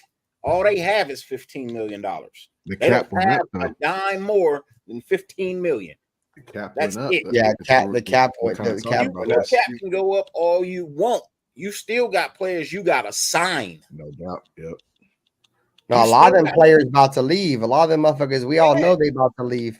You about to lose half your defense because you can't afford it. And that's Well, what helped I you. mean- That's what won you the Super Bowl this year. Let's just be honest. Your offense That's really fine wasn't though. it. Shit, I'd take that. Fuck, I'd let the hear whole you. team go if I can get one Super Bowl out of you motherfuckers. All right, bro. See y'all. We'll try to I hear rebuild you. from there. I got my I hear shit. you. I'm just saying. Yeah, A lot of their defense is young too, though. So it's a lot of their them are defense is like their contracts. second year. Yeah. The Yeah, biggest but one's Snead and Jones. Them stars is them stars, Yeah. bro. I'm telling you. Yeah. Hey, They have a lot of underrated stars too. That dude Trent McDuffie's like in his second year, bro. He's like one of the Yeah. best corners in the NFL. Doing- He's so underrated, bro. he's Dude's a a good fucking one, yeah. beast. But imagine that team, though. Just imagine you had a Mike Evans, a Devontae Adams, Jacoby Myers, and Trey. That's why I just don't think it's gonna happen. It's too pipe dreamish. It's just I can't see it. And then you get a motherfucking quarterback in the draft that can slang that bitch. Yeah, that would be great. Wishing on a dream. That would be great. The Raiders have $90 million. They need to go build. They need to go spend that money on defense. Is what they need to do. Defense just took the words out of my mouth. I would say offensive line first, bro. Well, yeah, definitely. Offensive line's got that whole right side needs to be redone. From center to right tackle needs to be fixed. Yo, if you could go add a nice piece, you know what I mean? You go add a nice piece to that defensive front, you know, I'm cool with that as well. You know? Shit, that's my thought. Yeah, I would have took Hendon Hooker. I liked Hendon Hooker in that draft. Hardcore. I wasn't as huge as you were on him, but I liked Hendon Hooker. I thought when we traded up in the second to get Michael Mayer, I thought we were trading up to get him, and we took a tight end. I was like, whoa, okay. But no, I did want Hendon Hooker. He was my favorite quarterback. If you look at his numbers, dude, the only thing that was worrisome about him is his injury, dog. Like if he could come back healthy, I mean, that dude was a fucking stud at Tennessee, bro. That dude was a fucking monster. In my opinion, if he didn't have that injury, dog, he was probably the best quarterback in that draft class. But it was that injury, bro. But look, you go add like a Christian Wilkinson, a Leonard Williams, or Justin Madubuike. Oh yeah, Justin Madubuike, he's a fucking beast too from Baltimore. You gonna add something like that to your defensive front? Yeah, he's a beast. The Ravens are gonna keep him. They're not gonna let him go. Yeah, that's what I forgot about, dude, was Madubuike. You know who else is a free agent? You know who else is a free agent? Who? Josh motherfucking Allen from the Jaguars. You put him on the other side of Max Crosby, bro. Come on. The right price. Yeah, that would be fire. We have $90 million. This shit could happen. Yeah. One of these motherfucking things could happen. 90 million. Defense. Yeah. I'm just saying. Who gives a fuck who your corners is when you got Josh Allen and Max Crosby getting after your goddamn quarterback every goddamn play? It don't matter who your corner is. Yeah, that's what we talked about earlier. Yeah. We're I was like, we need a number one corner, but then the argument was like, well, fuck, I mean, you really don't need a number one corner when you got fucking Max Crosby and a superstar defensive line. Yeah. Killers. So that's just my thought. You know what I mean? Dude, Josh Allen would be huge because that'd be another guy that, you know, the Raiders, because I was like, dude, we should have took Wilkins over Klee. Shit, we should have took Josh Allen over Klee. Yeah, but I'll take Josh Allen was there, bro. You want to know why we didn't take him? Because he wasn't a scheme fit, dog. The Raiders wanted to run 4-3, dog. They wanted a 4-3 defensive end. The only 4-3 defensive ends they said that they saw that high in the draft was Nick Bosa and Cleve Farrell, dog.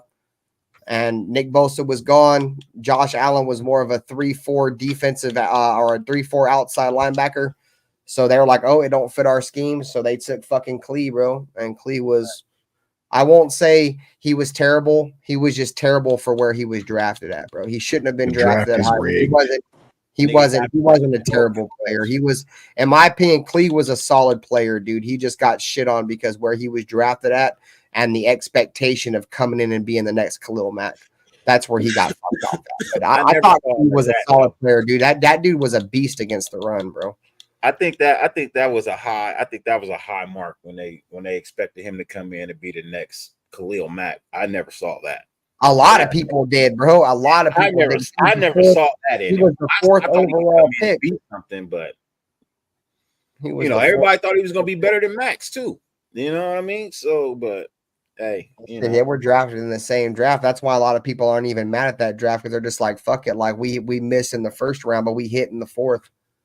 But that's unacceptable, dude. That's the poverty of this franchise, dog. Like we'll accept, you know, the fact that we missed out on a first round pick because we got a good fourth round pick. Like, nah, bro, we had a good round pick and a good fourth round pick. Could have drafted Josh Allen and Max Crosby. And Max Crosby. That's what I'm saying. That's the type of shit I'm saying. Like, we can't accept the fact that we whiffed on the draft in the early rounds and just got somebody to make it up in the later rounds, dude. That's inexcusable, dog. If anything, you should be hitting in them early rounds. Right. But I wouldn't say Clee in the first round was ridiculous.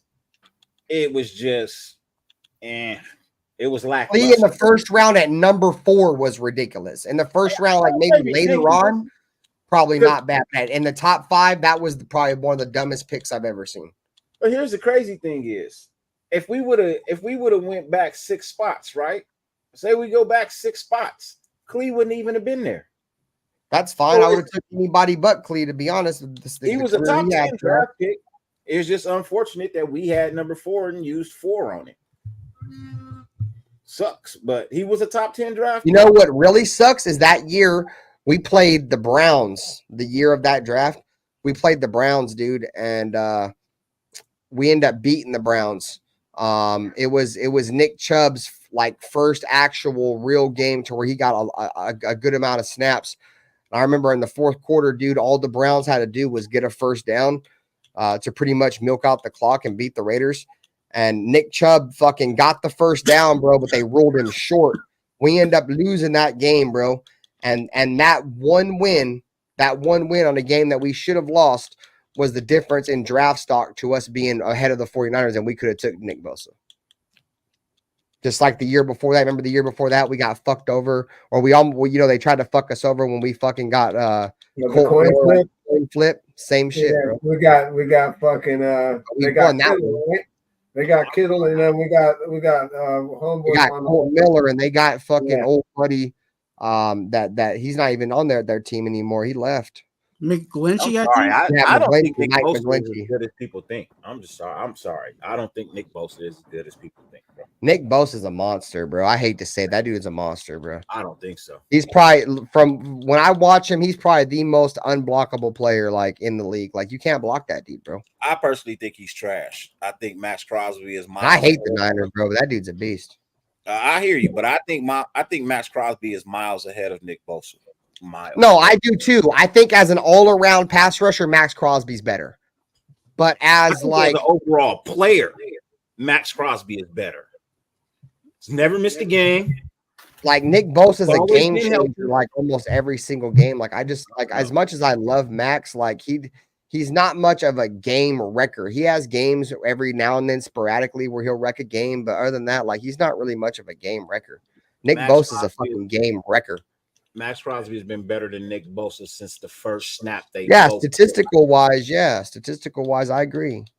I do agree with that. But like I said, stats don't mean everything compared to the eye test, dude. And when I look at Nick Bosa and I look at Max Crosby's more of an effort guy. Nick Bosa's got a lot more talent than Max Crosby's got. I don't know. When I look at it, I see the help that fucking Bosa has had versus the help that Max Crosby had. Oh, you're right. I can't argue that. You know what I mean? When I look at Frisco's defensive front, I see talent across the board.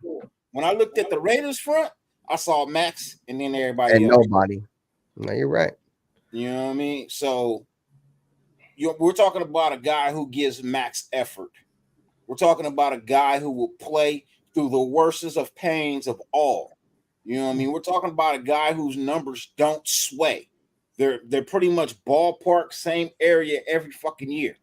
There's no up-down roller coaster with this motherfucker.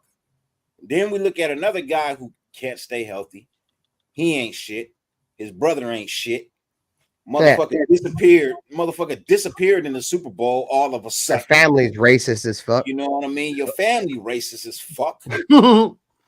You weren't the real defensive rookie of the year. Nope. Max numbers exceeded his. Yeah, Max was better. You know what I mean? Max numbers always are. Just like Josh Jacobs was better than Kyler Murray that year, dog. They robbed us with Kyler Murray's bum ass. You know what I mean? So for me, I'm just saying, and I'm not trying to be a hater, but I don't think either of the Bosas are as good as everybody keeps saying they are. Raiders 7528. He said the Raiders need to tank. No, sir. Never that, my friend. You know what I mean? That's just my opinion. I don't think either of the Bosa brothers are as good as people say. They ain't the Watt family. And they're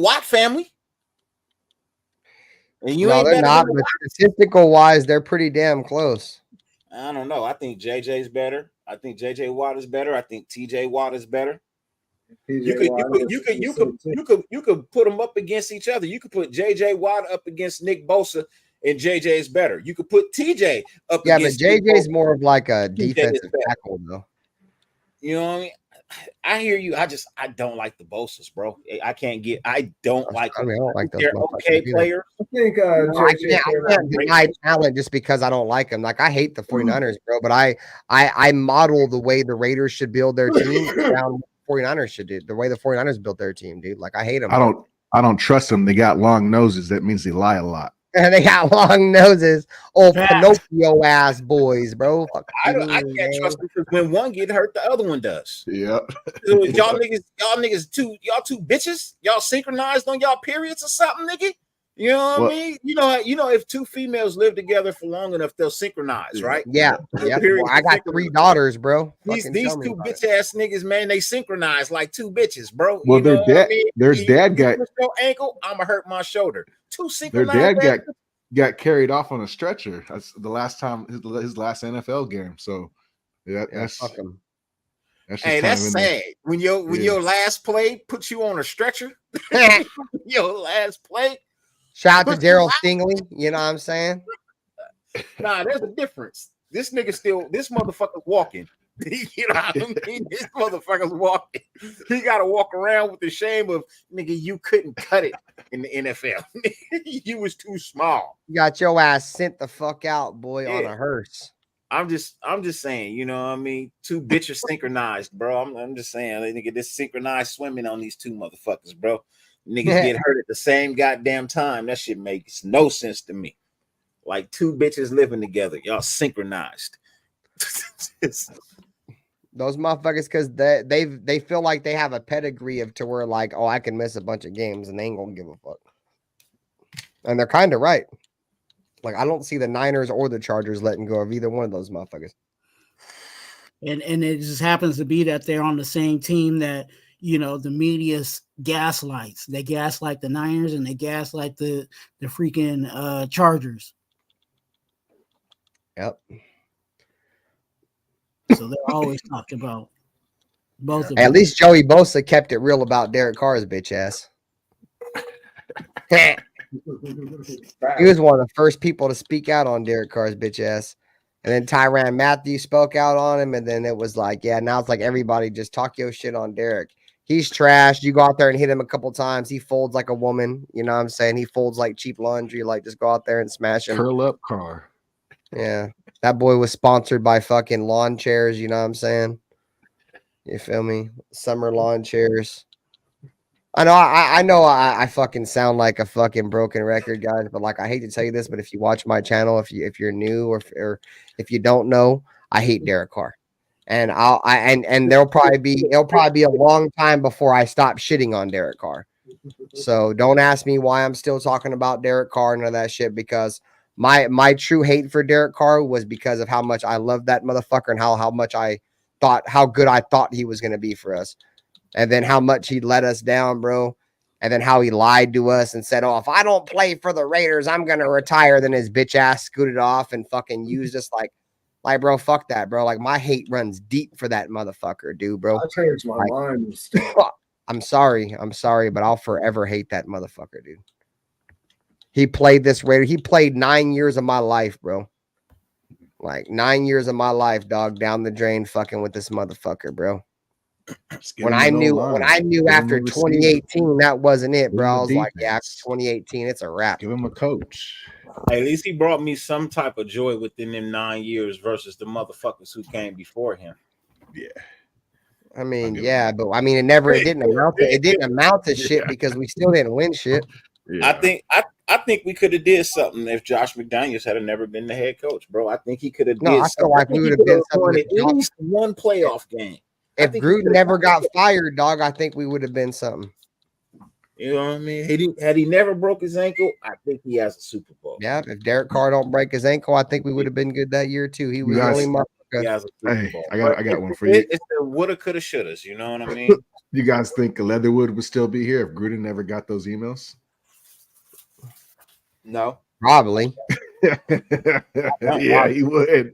Yeah, John Gruden had a bad habit of keeping bad talent around, dude, just so it don't make him look bad for getting rid of him. Mm-hmm. Like Ziegler didn't give a fuck, bro. He came in right off the rap, was like, nope, you ain't making me look bad. I don't give a fuck if it costs us $20 million in dead cap, bro. You're banned. You can get fired. You can get fired. Or $60 million in dead cap, but don't give a fuck. I just want to let everybody know that we ain't fucking around. You know what I'm saying? Like he just came in guns a-blazing, bro.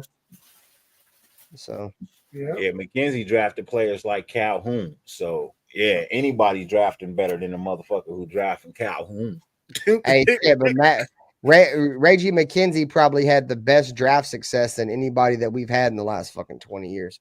Yeah, he had some bad drafts, dude, but he built the foundation of what would have been this team if Derek Carr's fucking ass would never broke his leg. That's better than what any other GM drafted for us. Was that and he drafted Khalil Mack, who's the only player to ever be taken as a fucking all-pro at 2 positions. So I mean, yeah, but I think his free agency was hotter than his drafting. I think he was doing better in free agency overall than he did in his draft. He definitely got us. I mean, he got us out of that Jamarcus Russell shit, bro. We were in salary cap prison before he got there, dude. All I know is I have yet to have a GM who has drafted me any kind of Super Bowl talent, nigga. I have yet to have a GM draft me a Super Bowl. So until that happens, they all trash.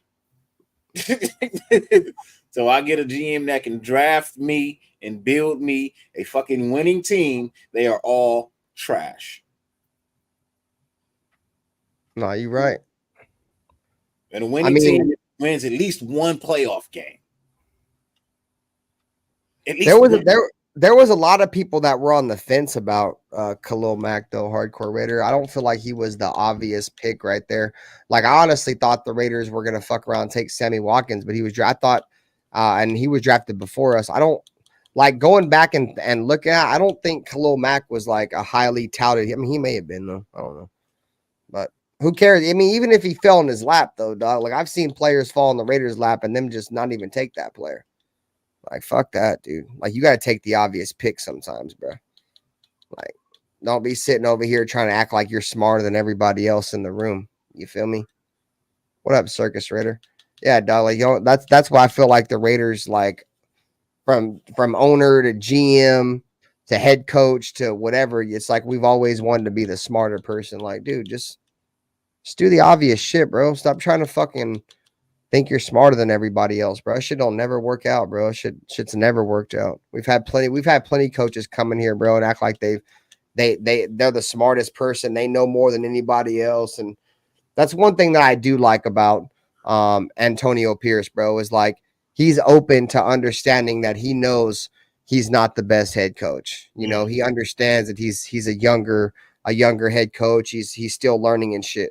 You know, it's hard to find coaches like that because a lot of these cocksuckers like to think they're smarter and they're better than everybody else. They come in with this huge ego, and you know, you've heard Antonio Pierce talk about it multiple times, which is also a plus. Like leaving egos at the door, like that's hard for, you know, NFL players. You're talking about fucking grown fucking men athletes, you know, like gladiators, like we said earlier. Like that shit's tough, you know. And I don't know, man. We'll see. I like the direction we're going. It's just.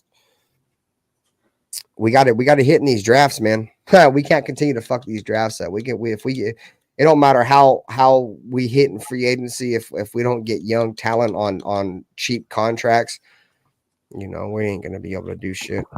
Like Nate was saying earlier, man, look at the Chiefs, man. A lot of their team is all young players that's been drafted within the last 2 or 3 years that ain't making shit. So go ahead, Twuan.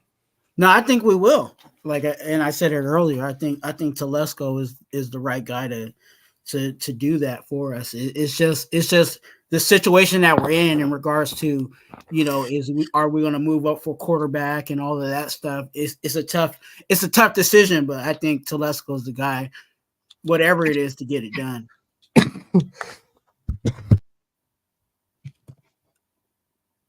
Sorry, I'm still fucking hacking up shit from COVID. Oh yeah, I think if the Raiders if we can just start hitting our draft, bro, we're gonna be all right. We just got to have somebody that can draft well, because I think we got the right guy at the helm. I think we got a talented roster, but I think this is a roster with a lot of holes in it. We have talent at key positions that can make the Raiders relevant now, but we need depth. You know what I'm saying? We could possibly need an entire right side of our offensive line, including center. So that's the reason why, like, I don't think the Raiders would trade up and give up that much assets, dog, because there's too many holes, man. I mean, if like we can say we're a quarterback away all we want, we're a quarterback away from what? Winning a playoff game? You know what I'm saying? Going to the playoffs. Like this team has a lot of holes. And if we go into next year with, you know, a quarterback that we trade up for and give up 3 first-round picks, and we go into next year with no right side of the offensive line, I mean, we can make that motherfucking quarterback look like the next Byron Young or Bryce Young, where the fuck his name is. You know what I'm saying? And that's what we can't have happen. So until we can get at least a competent offensive line, I think bringing in a young quarterback and trading up for him just isn't. I don't think that's a smart idea. That's why I can't really be mad at Bryce Young. Like as much as people want to talk trash about him as a player, like if you really watch some of those games, that fool's running for his life. Like that offensive line was not helping him out at all. Yeah. I mean, he had no talent around him, dude. I mean, they trade their fucking best wide receiver as a part of a deal to get him. You know, he went into last year with his number one receiver being Adam Thielen, was pretty much, you know, remember when Jordy Nelson came to the Raiders? That was pretty much who Adam Thielen was. Like he had pretty much nothing left. He had a little bit, but pretty much nothing. So he didn't have shit, but I don't know. Bryce Young's just a midget. I just don't see him being shit. I just don't think at 5'9", 5'10", where the fuck he's at, I just don't see him being shit. But if we don't fucking get that offensive line fixed, like I said, I think that was a big detriment to our team last year, dude. It's like we can sit here and shit on Jimmy Garoppolo for playing bad, and you know Aiden O'Connell playing bad for stretches, dude. But that offensive line was fucking terrible last year. That offensive line was fucking terrible. So you can't throw all the blame on the quarterback if the quarterback's not getting protected, you know. And I mean, just take the fucking Chargers game, for example, bro. You know what I mean? Aiden O'Connell got sacked like 6 times in that game by one fucking player, bro. Like, if you think you can go into an NFL game week in and week out and give up that same pressure you gave up against the Chargers without adjusting and think you're going to win games at the National Football League level, dog, you're a fucking crackhead. And that's why I don't know how Josh McDaniels stuck around for as long as he did, because he sat there and tried to sell us this fairy tale. Oh, we tried to chip him. We tried to block him. No, the fuck you didn't, dog. Like, there was times where, yeah, you sent a guy over there, dog, but majority of the time, dude, you were just leaving Illuminor on him, bro. And, you know, Illuminor is a good player, bro, but he got worked against Khalil Mack, but he got it back. He got his shit back in blood in the second game against Khalil Mack. He didn't do shit, but, you know, it's coaching. That's what I'm saying. Like, Josh McDaniels' bitch ass had to get the fuck up out of here, dude.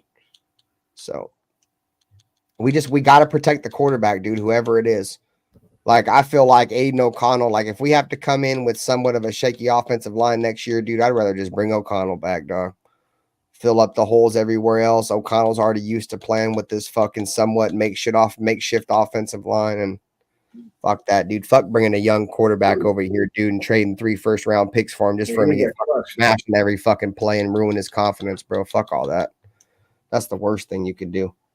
Have him running for his fucking life every fucking play.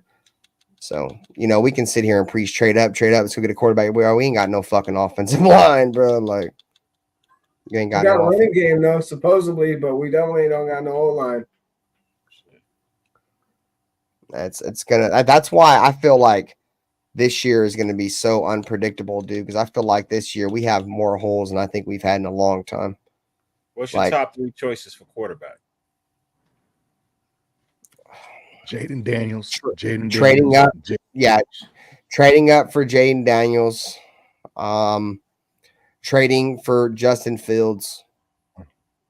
Signing Kirk Cousins in that order. I don't want Cousins. For us to be competitive this year.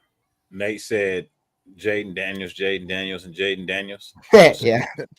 No, really though. What are your 3 choices though? Yeah, it's got to be Jaden, and then Justin Fields, I think, is kind of the I'll settle for Justin Fields if we got to. And if we can't get Justin Fields, I'm thinking Russell Wilson. We shoot for Russell Wilson, see what we can kick the tires never there. fit in here. He will never fit in here. That's the problem. Russ will never fit in here. Kirk Cousins wants way too much money, and Russell Wilson will never fit in here. Kirk Cousins. Kirk Cousins is coming off that injury. Russell Wilson, I'm willing to kick the tires on it if it works out. If it doesn't, all right. And then if not, I'm still sticking with Joe Flacco, just for a year or two. You know what I mean? Just see what we got. What about you, Pizzle? I like Jaden Daniels. He seems to be all right, but I don't know. We can get Cousins maybe on the cheap, but I don't think he's going to be on the cheap. So definitely. So I don't know. We're going to have to go with him or some other veteran. I don't know what other veteran is going to be available. You might be able to get Gardner Minshew. Minshew earlier, yeah. Yeah, Minshew, or there's going to have to bring somebody in here for competition. I don't know. Number 3, that's kind of hard to think. That's kind of hard for me to think of right now because I can't really think of anybody else I'd want to bring in. Maybe I definitely wouldn't want to bring in, like you said, Russell won't fit in here. I don't think he's not going to be able to. He's not our kind of quarterback. Who is Russell Wilson, bro? Our locker room is way too hood for him. Yeah, as a quarterback, you gotta be able to ride with the guy. Yeah, he's a woman. He's a woman, gang. He's a woman. We gotta have some thick skin to come over here. Yeah, he's a bitch. We gotta have he's, you know what I mean? I say this all the time so that people Jack don't Jones think that I'm calling him a woman or no dancing shit in the like locker that. room. I say it all the time. Bitches come in men and women. Bitches come in both. You know what I mean? So, and this guy just so happens to be a bitch, bro. You know what I mean? And that's just that. He doesn't fit in with our locker room. It would hurt us more than it would help us. I'll say this: what are the ties with him and Antonio Pierce? What's that about? I heard something. I don't know nothing about that. Yeah, Antonio Pierce. What's your 3, Twuan? I'll give you mine, but I want to hear Twuan. I got Jaden. I think that's who we need to get in the draft. Secondary person that I actually do still like in the draft, even though he has the injury issue, is Penix. But my second option would definitely be going to seeing what Fields does. If we can get him for, possibly a 3rd round, something like that. And then, you know what? I still believe in AOC. I think AOC in his second year is going to be a different quarterback.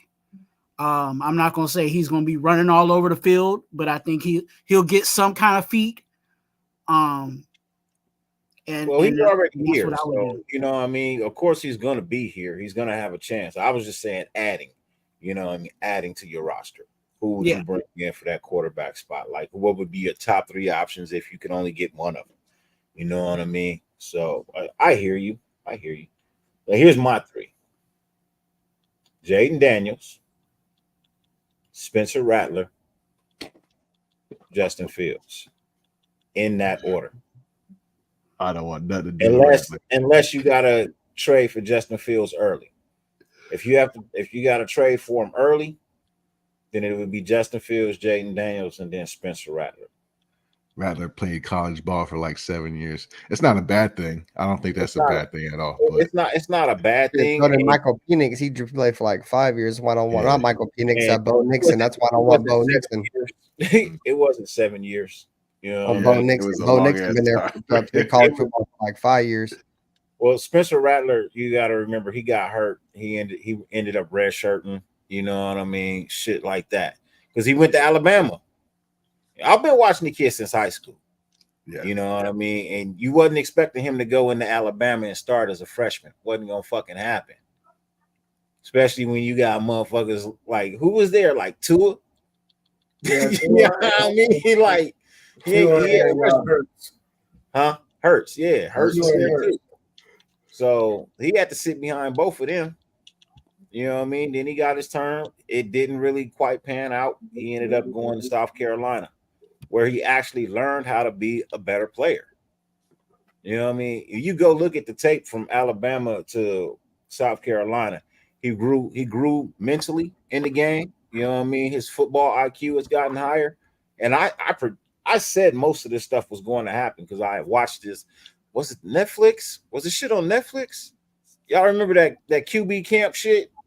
The high school QB camp? Yeah, I think that shit's on Netflix. Yeah, I think it's on Netflix, right? He was on that. He was the star of that. You know what I mean? He was the star of that. And I predicted that whatever school he went to, he wasn't going to start his freshman year. He was going to struggle in a high Division I school. He was going to end up transferring to a better school. Well, not a better school, but a better school for him to learn, where he went to the Gamecocks. You know what I mean? South Carolina, people say, it's South Carolina. But you got to remember, the Gamecocks have had some players, bro. You know what I mean? I pause if you want to. You know what I mean? But let's be honest. The South Carolina Gamecocks have fucking produced a lot of NFL players. You know what I mean? Be it where their conference is or not. But they've had some good football teams. They've had some good football players as well. I just think the NFL is where this kid needs to be. I think that's where he's going to shine.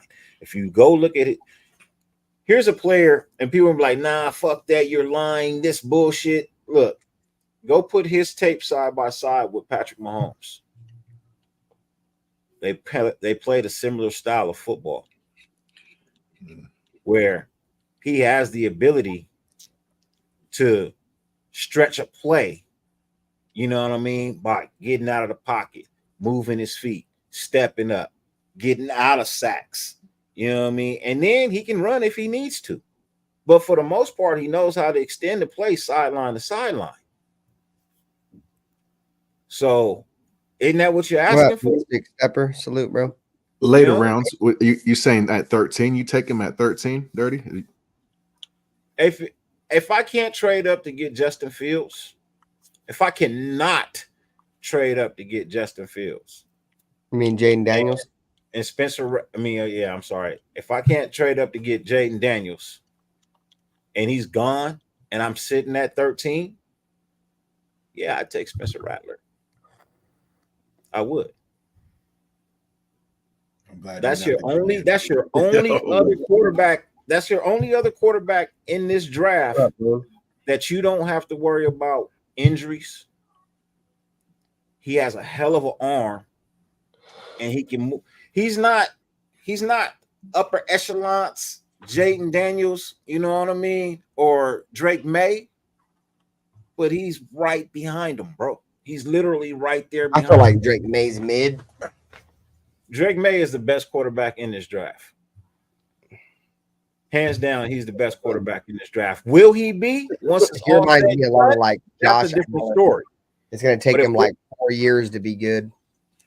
It may, especially depending on where he goes. Like a Mac Jones. But if he goes to Chicago, I guarantee you. Damn, he said Mac Jones. That's disrespectful. He said, that's hard. Hey, Loon, you heard me, bro. You heard me. I ain't going to say it again. South Carolina. SCGC, bro. He can play for SCGC, bro. Like a motherfucker.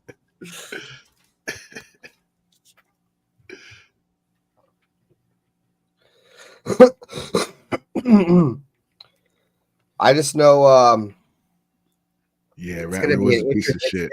It's gonna be an interesting offseason to say the least, man. Facts. He had some character issues, I believe, right, Rattler? Something was going on. Oh no, I kind of like that name. In the third like round, maybe Kenny Stabler, the snake, and then you get the Rattler. Consider it. I think 13. That's crazy, Dirty. You're crazy. I hear you, but I'm just saying. Look, I've been right about this kid's career for about 96% of it, bro. You know what I mean? I've been right about this kid for about 96%. You know what I mean? I got a feeling he excels at the next level, bro. I just honestly, like, you've heard me speak on things before. You know what I mean? And you be like, damn, okay, cool. When you see it, I'm telling you, bro. I'm telling you. It's just my opinion, and you ain't gotta like it. But Las Vegas, man, I think it might be too much for him, bro. I think he has a maturity issue. I don't think so. I don't think so. Because you remember, he's that much closer to being home where his mama and father is. Because he's from Arizona. You know what I mean? Which is a hop, skip, and a jump away from moms and pops. That's Arizona. That's a 30-minute flight, bro. Arizona is not Vegas, bro. It's a different beast out here. But look, he can go back to AZ where mom and pops is. It's a 30-minute flight. It's a 30-minute flight.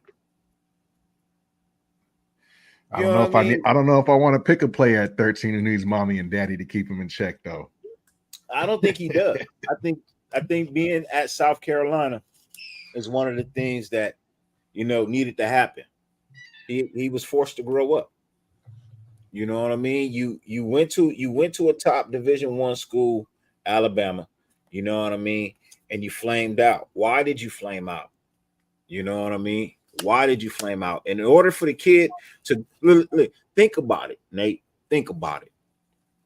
In order for a kid to go to a top Division I school as a quarterback, flame out, have to go to South Carolina to play, and then still make the top 10 quarterbacks in the NFL draft?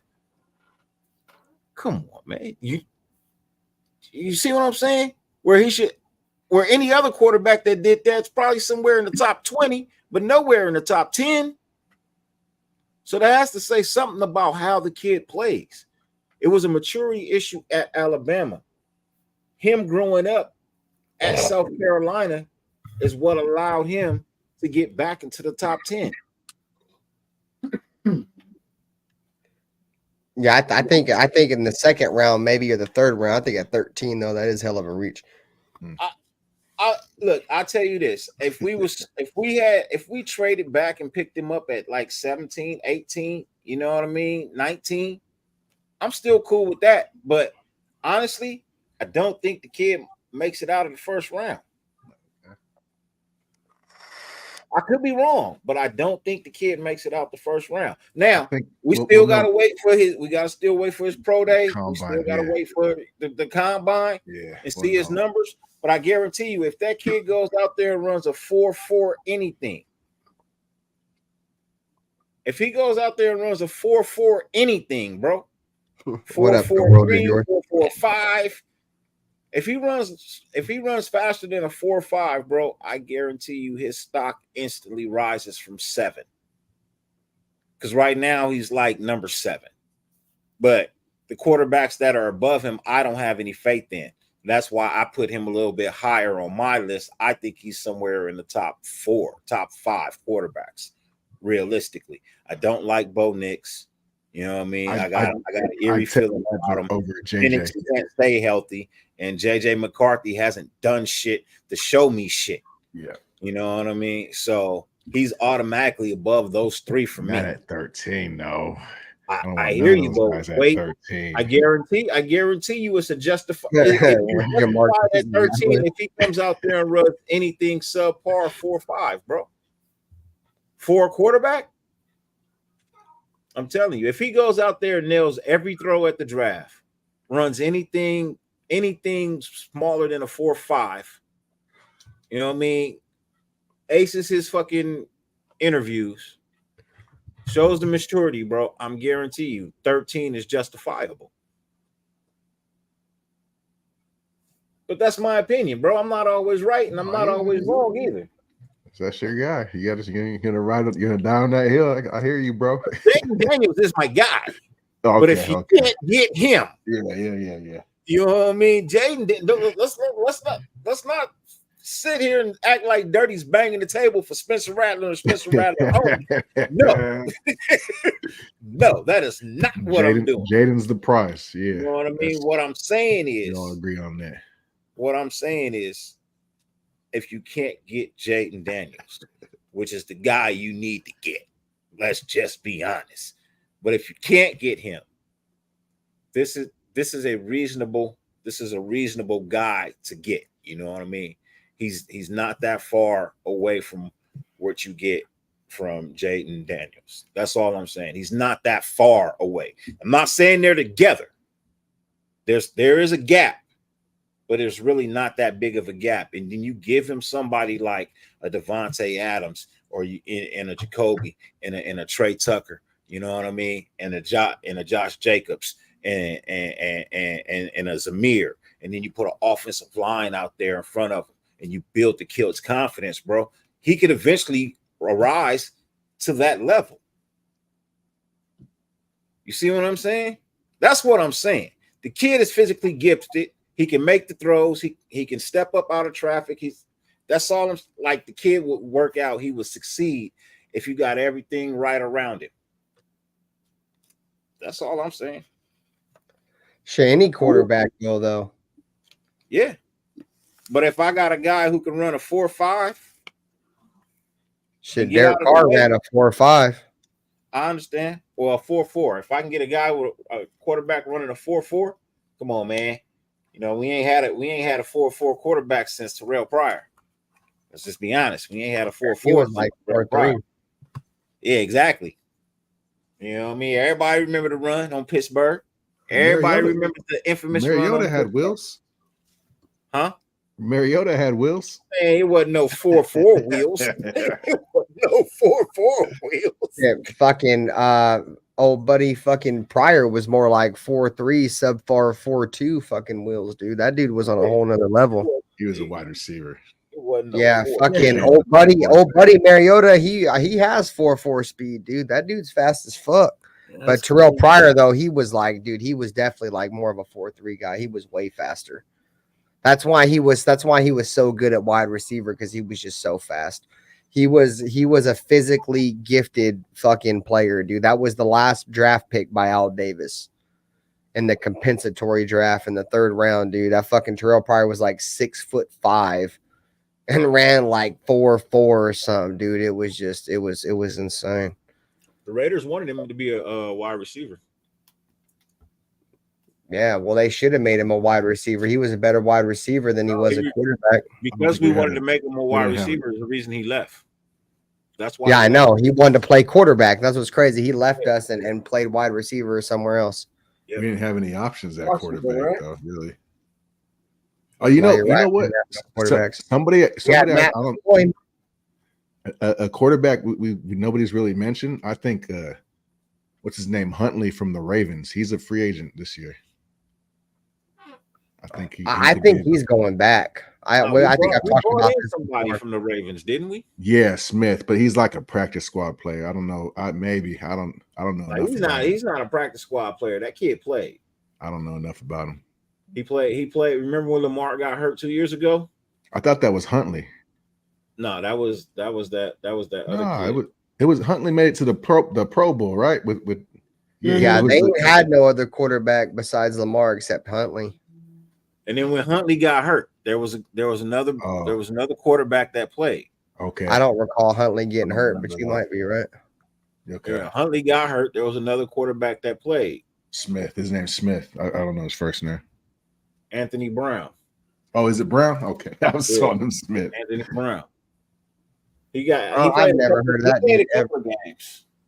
He played didn't he play in the last game, the game against Pittsburgh? No, that was Huntley. Was that Huntley?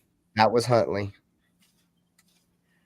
Yeah, he played. I know he played at least one game. I know I've seen this kid play at least one game. So I've never even heard of him, dude. I don't know who the fuck that is.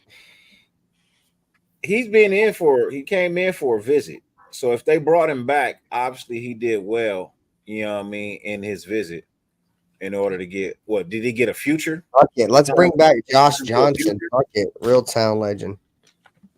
Shit. I think it was like a 2-year deal. I don't know. I could be wrong. Just whatever you do in the draft, knock it out the fucking park, man. Give me a quarterback some way, somehow. Right. Shit. Get me a quarterback some way, somehow. I don't care how you do it, free agency or draft, man, but you better bring me in somebody who could sling the goddamn rock. and get out of trouble without getting hurt. See, that's the biggest key. That's my only knock on Justin Fields is his injuries. Kid can't stay healthy. That's the only thing that scares me. He can't stay healthy. But I don't see an issue with Jaden Daniels staying healthy. I don't see an issue with Spencer Rattler staying healthy. That's why I kind of had him like what I really would like to either have Jaden Daniels at 1. If I can't get him, then fuck it, I'll take Spencer Rattler. I'm not upset at that. Now, I would be upset if they went and took another motherfucking Knicks. Leatherwood. If they went and took a fucking another Leatherwood in the first round and we were stuck, I was like, oh hell no. Nah. Fuck this. There's some good options. There's some good options at offensive line. I don't think we could go wrong if we go tackle. Yeah, we could go wrong, but I don't. There's a lot to always go wrong. There's a lot to choose from. Yeah, let me take that back. They could come out of left field and yell at me. Yeah, can always go wrong. All right, y'all. I'm out. I've been here for like 3 hours. I'm gonna go fucking my woman eat some dinner. Much love for everybody for pulling up. Fucking Nutty Raider Nate. You got anything for him on the way out? Hey, same old. Y'all take care of each other. Y'all know what it is. Make sure you guys go check out his channel. I'll have my mods share everybody's channel in the chat. I appreciate it. Pizzle, man, got anything for the people on the way out? No, just hold on. It's gonna be a crazy off season. Wherever we land, we're gonna land. That's how it's gonna be. Yeah. Twuan, you got anything for him, bro? Let him know where to find you at, gang. Raider Twuan. Subscribe. That's it. Hell yeah, Raider Twuan. All right, Dirty. I know you doing your show with Loon at 11. I'm not sure. I think he at work. Well, tell him where to find you at, gang. If you got anything for us on the way out. Oh yeah, man. You know, I'm a Natural Born Raider podcast. You know, Dirty Lunatic Show, Friday, Saturday nights. Other than that, man, love, peace, and soul. Man, we'll be live tomorrow night for Black Saturday, man, on Raiders and Drama, the backup channel, man. Make sure you guys subscribe. Just look up Demon Time Benther. You can't miss the account. Yeah, man. So we'll be live tomorrow night, Black Saturday, 6:30 p.m. Pacific, 9:30 p.m. Eastern. For Dirty, for Pizzle, for Twuan, for Nate. I'm your host, Raider Benther, man. We out this motherfucker, man. Go Raiders, man. Raider.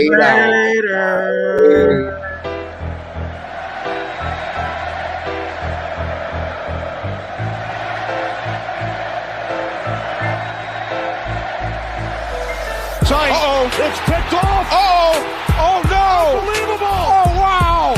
Incredible. Chandler Jones and wins the game for the Raiders.